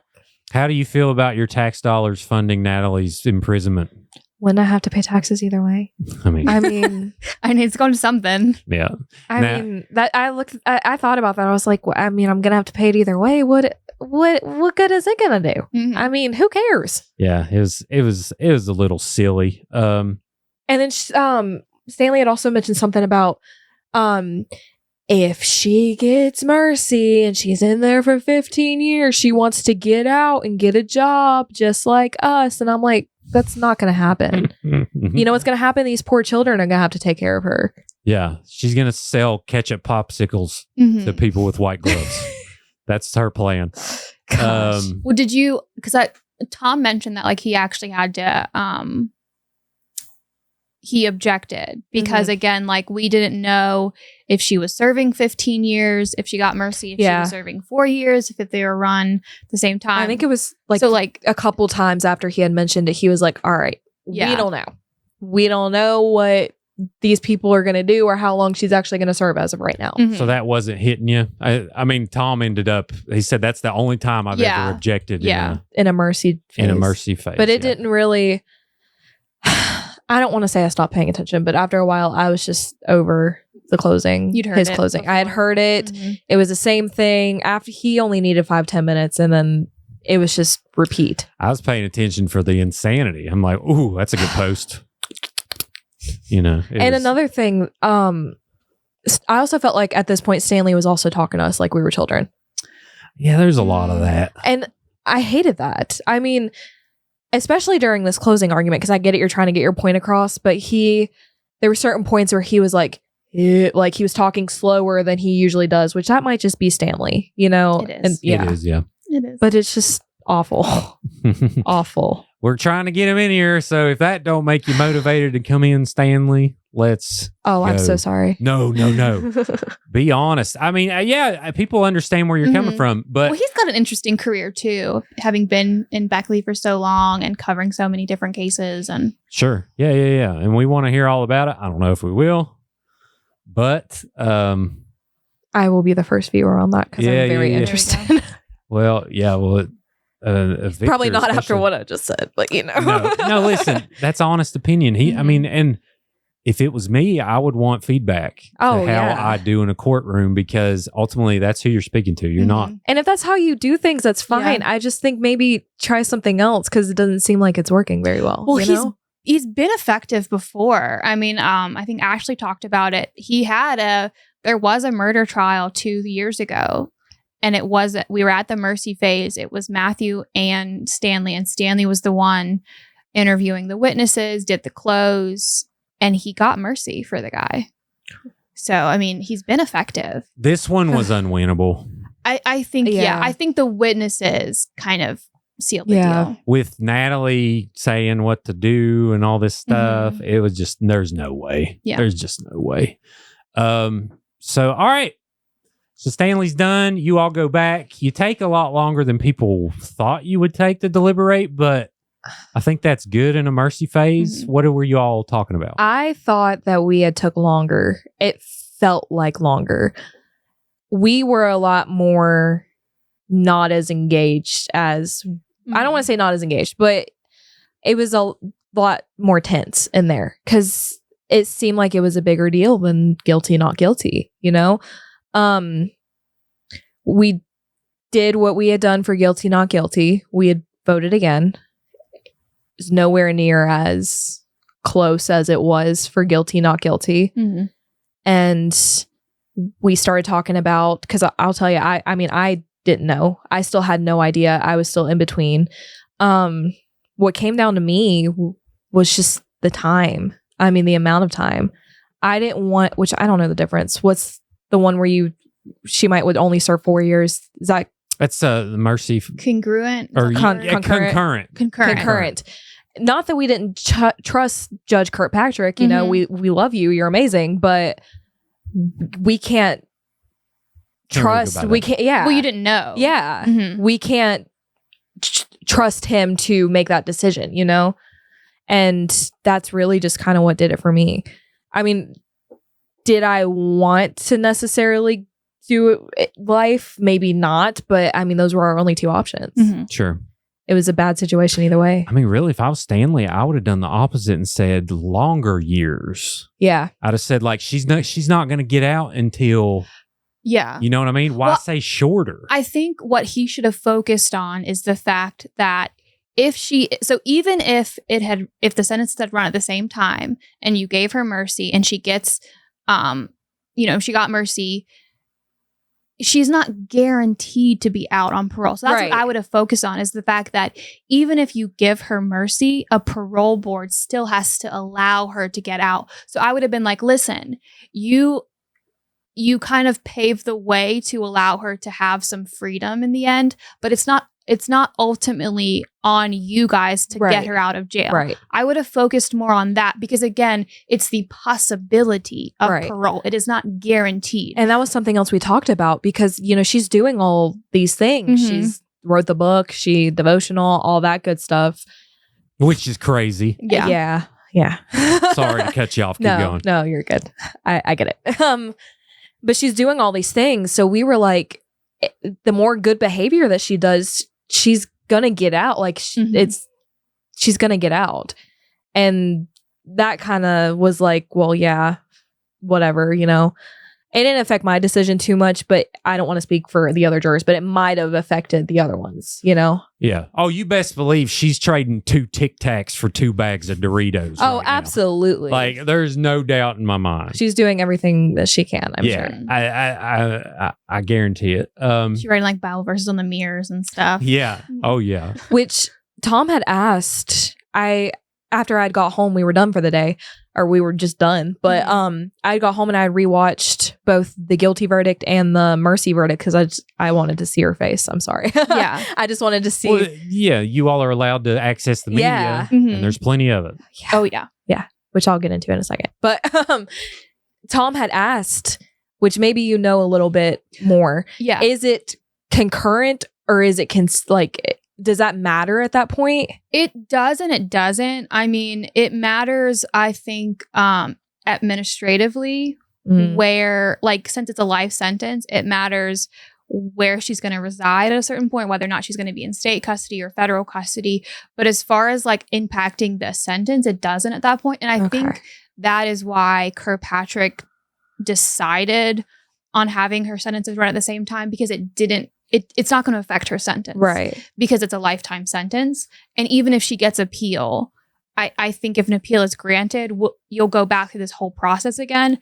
So he just basically said that they were going to run at the same time to just administratively have it dealt with, because in the end, a life sentence is a life sentence. That's interesting to know. It would have, I think if you guys had granted Natalie mercy, he would not have decided that day. It would have been, Really? No, because it would have been, he would have had to have given it more thought, because it would have mattered A lot more. It would have mattered a lot more. It would have impacted her overall sentence. And as a judge, you are allowed to make those decisions. And I think we would have seen him say, okay, let's schedule a date for sentencing. And we would have seen, and he would have probably asked for more information about her time in federal prison and stuff like that. We would have seen, it would have, we would have gotten a lot more detail. That's good to know. Bottom line, don't commit murder, Jellycat. Yeah. You won't have to worry about it. Yeah. So, but it's, I would have questions too, because you had way more skin in the game than almost anyone. Yeah. I mean, we can't ask these things while we're in trial. So you're left with questions, and I'm not going to call Kirkpatrick afterwards, be like, hey, I got some questions. Yeah. So I'm glad that you know a lot about it, because it's been helpful. Yeah. Well, I watched it play out. Yeah. And then like I was able to, because that was a question a lot of people had, and I had too. And having covered other trials, I've seen it play out. So it helps to kind of have that. I'm curious, how were you feeling whenever the verdict was reached for the mercy phase? Like, how were you feeling in that moment? She's asking your opinion, Josie. I am asking your opinion. Honestly, I think I kind of, again, I didn't think you guys would take as long with it. I thought it would be pretty immediate. I think it was good that you guys took the time. Did Judge actually say you might as well hang around? This isn't going to take long? Or was that just an alleged thing? I think he did say that. I think he was talking to the attorneys. Okay. Because typically the attorneys will, like when jury's deliberating, they will go back to their respective offices and wait to be called. But I think he was like, yeah, like don't go too far. I don't think he was saying that like you guys are going to decide right away. I think he just meant like the verdict was made in 2 hours. 2 hours. Yeah, I think so. He kind of expected. Yeah. But as far as my opinion, I heard the same thing you guys heard. Yeah. I think I made a post beforehand, and I think I even said like the witnesses need to admit that Natalie is guilty. Yeah. If they don't believe it, they need to admit it. And they need to talk about her like remorse. Yeah. And so having not seen or heard any of that, I didn't see how you would grant her mercy. I don't think you were given what you needed to be given in order to grant it. I think you were put in a place to where it would have been impossible to give it. Yeah. Yeah. For sure. And I would have been mad personally. I mean, if in 15 years total, like she would have got out. Like, I'm like, what the heck? Yeah. I know personally, me, I was good with whatever. But again, I didn't know anyone. Right. So I'm sure Donna was different. Which I will say. She said she was different. I was a lot more nervous coming out of that one. Yes. Because I had thought that the family was still going to be there. I got like really, really hot in this moment. And there was even one of the jurors, I was like, your face is like red. So I sat down for a second. I kind of calmed myself down. And it wasn't as stressful as I thought it was going to be. You know, obviously, send a woman to prison for the rest of her life. I'd say it again, but it wasn't as bad as guilty, not guilty, because I didn't hear the gasp. I didn't hear it crying, you know. And her family wasn't there. Right. It was. But like the first juror said, it was a little barbaric. Yeah. Feeling. I think that's how she put it. Yeah. As far as the process went with like all of the objections and the like. Yes. Yeah, that was it. Like I think what Tom said, like it was like the Wild Wild West. Yep. Yeah. Which I didn't see it, but one of the jurors had told me that Donna had looked over at us and mouthed like thank you before And I started like after the verdict. Yeah, I started to tear up after she had told me that. I was like, I'm about to go home. I don't need to cry right now. But it was emotional, Mhm. you know? I saw Chris walk up to Dawn at the end and give her a hug afterwards. It was I will say I did. I looked at Chris and Chris was shaking his head. He was like, yeah. And, good. Yeah. Yeah. I was their only son. Yeah. Only son. All right. So verdict is in. The devil is going to prison. The devil went down to prison for the rest of her life without parole. Yeah. What do you you just go home, you turn on, what is it? Love is Blind. Okay. Yeah, my wife loves that show. Something dramatic.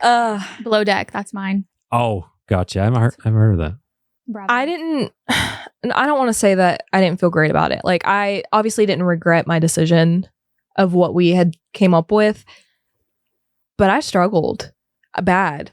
I came home, I talked to my husband for a little bit, and then I kind of just sat on the couch for a good hour. I didn't have my phone on, I didn't have the TV on. I just sat there in silence because I was trying to just process it all. Mm-hmm. It was such a hard thing to do.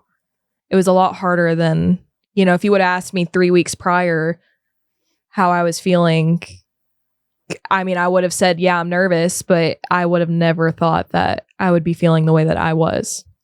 Yeah. And I mean, I'm still, like I had told you when I had reached out to you, I was like, I was struggling with it until the juror had done her interview. Yeah. And we were even texting this morning. I was like, it was inspiring. I never would have done something like this if it wasn't for her. Yeah. Yeah. I think it's really good to hear your all's perspective. It's important. Yeah.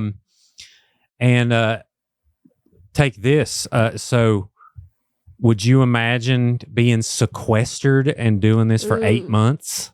The OJ trial was my gosh, 8 months long. Yeah. How would you have felt if you couldn't go home to your husband and even just talk about nothing? I think that would have drove me to the point of insanity. Mm-hmm. I mean, no phone, no TV, no nothing. I mean, oh my God. No nothing to read. No. And I think a couple of them did go crazy. Yeah. And that's like torture. Yeah. And I'm supposed to go in here and make this decision. I mean, I understand when it's something that big, Mm-hmm. but I could not imagine. I had thought, and this was just me being dramatic again, but when we were deliberating for guilty, not guilty, I had thought if we didn't come up with a verdict that day, we were going to have to be, what is it, sequestered? Yeah. Yep. Yeah.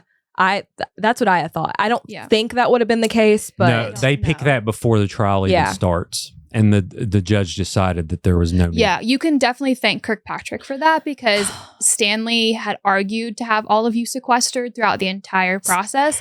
And Kirkpatrick was like, I don't want to ride on my hands. And he was like, and Tom argued against it as well and just said the judge has a set of guidelines that he's going to read the jurors. If we can't trust them, then they don't need to be on the jury. Right. Yeah, and everything I've heard, you all did exactly what you. I mean, y'all weren't even talking to your spouses. Yeah. No. About it, Well, you felt the seriousness of it, I'm sure. Absolutely. And I mean, I know Judge Kirkpatrick was joking and this and that, and bringing us stuff, but if I really would have talked about it, I mean, I could have seriously probably been in some deep trouble, and I did not want to do that. Yeah. It's definitely to be taken serious. Oh, yeah. Thank you for your service. Y'all did an awesome job. You did. Thank you. What was it like with the media onslaught after? I like to say that I didn't approach any of them. I let them be. And I ran to my car so quickly that I didn't give anybody a chance.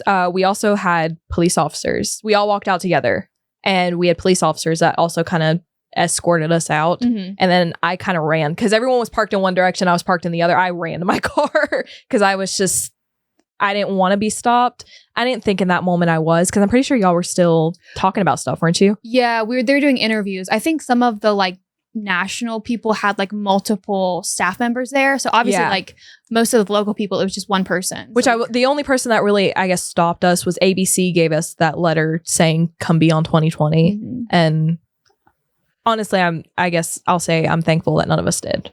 Yeah. Well, and I think they did a really good job. Oh, absolutely. Yeah.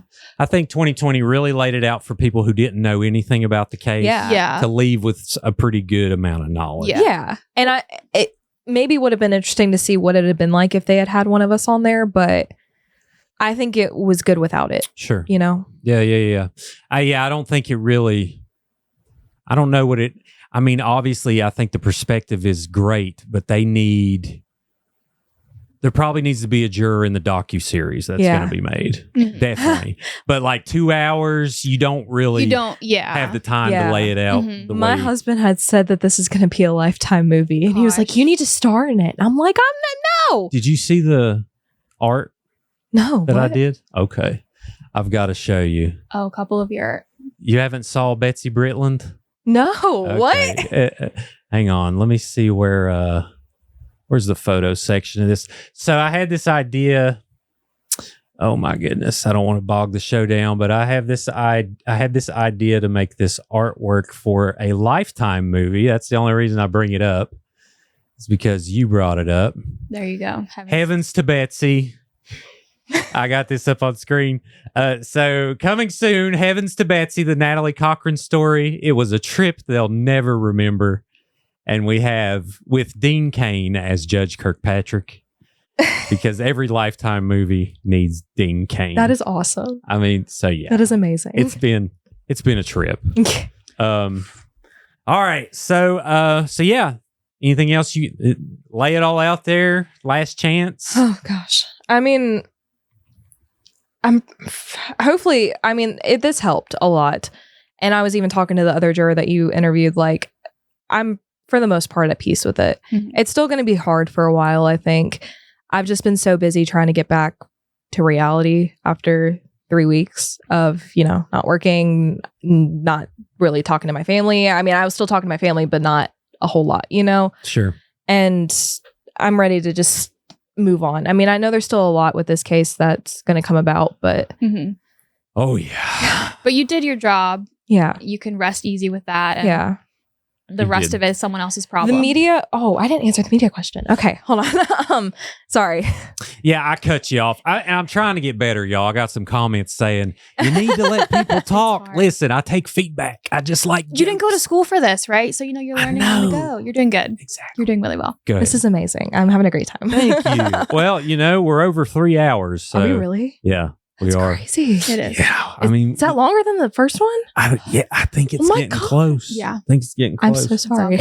No, you're fine. We like to talk. All right. Media. Yeah. There was a couple of posts that I really kind of got drawn to on Facebook because everyone was posting picture of her that said guilty on it. There were a couple comments that were like, how could you? And those are the ones that I kind of I hate that I stuck to it, but those are the ones that kind of mess with me a little bit. But obviously, you can't please everyone. 99% of people were happy with our decision. And I could imagine what it'd have been like if we had found her not guilty. I mean, we would be getting a lot more hate than what we're getting now. So it kind of just is what it is. Are you getting, not personally, not you, but there's people mentioning the jury, like, how could you? Like, there was one that was like, they didn't deliberate long enough. It should have taken them way longer. I know if I was on the jury personally, like this was the commenter, like I would have made sure I had all my facts straight and this and that. And I'm like, we did. I mean, just because we deliberated for not long doesn't mean we didn't have all our ducks in a row, I think the people who made, because I got, I was posting on Twitter as well, and I saw some of those comments as well, but I really think that the people who made those kind of judgments did not watch the entire trial. Right. They didn't see everything that you guys saw. Yeah. They didn't hear every witness. I mean, you sat through everything. Yeah. You watched everything. I mean, even like you were engaged in it, but like you missed things too, just because like you have you have other things going on. That was your sole responsibility, was to sit there and listen. And not everyone had that. And again, we didn't ask to do this. Yeah. I mean, we're learning stuff. Even in this interview, we're still learning stuff. Jellycat just told us that there was a text message that said, I know. They're on to me about Mike. Yeah. We have to or Michael. Mike. Okay. Yep. Okay. You saw this. I saw this. Jellycat saw it first. Jellycat saw it. Wow. Yeah. So yeah, and those comments I haven't seen. I'm gonna be honest, I haven't seen one. These are like, Pokemon. I haven't seen one negative. Did you like deep dive kind of? I into did. It? Yeah, Oh, okay. A lot of it. There was a couple posts on Facebook, and then I went. Coincidentally, Court TV actually popped up on my TikTok, and I was kind of reading through the comments on there. And that's it's hard. Yeah.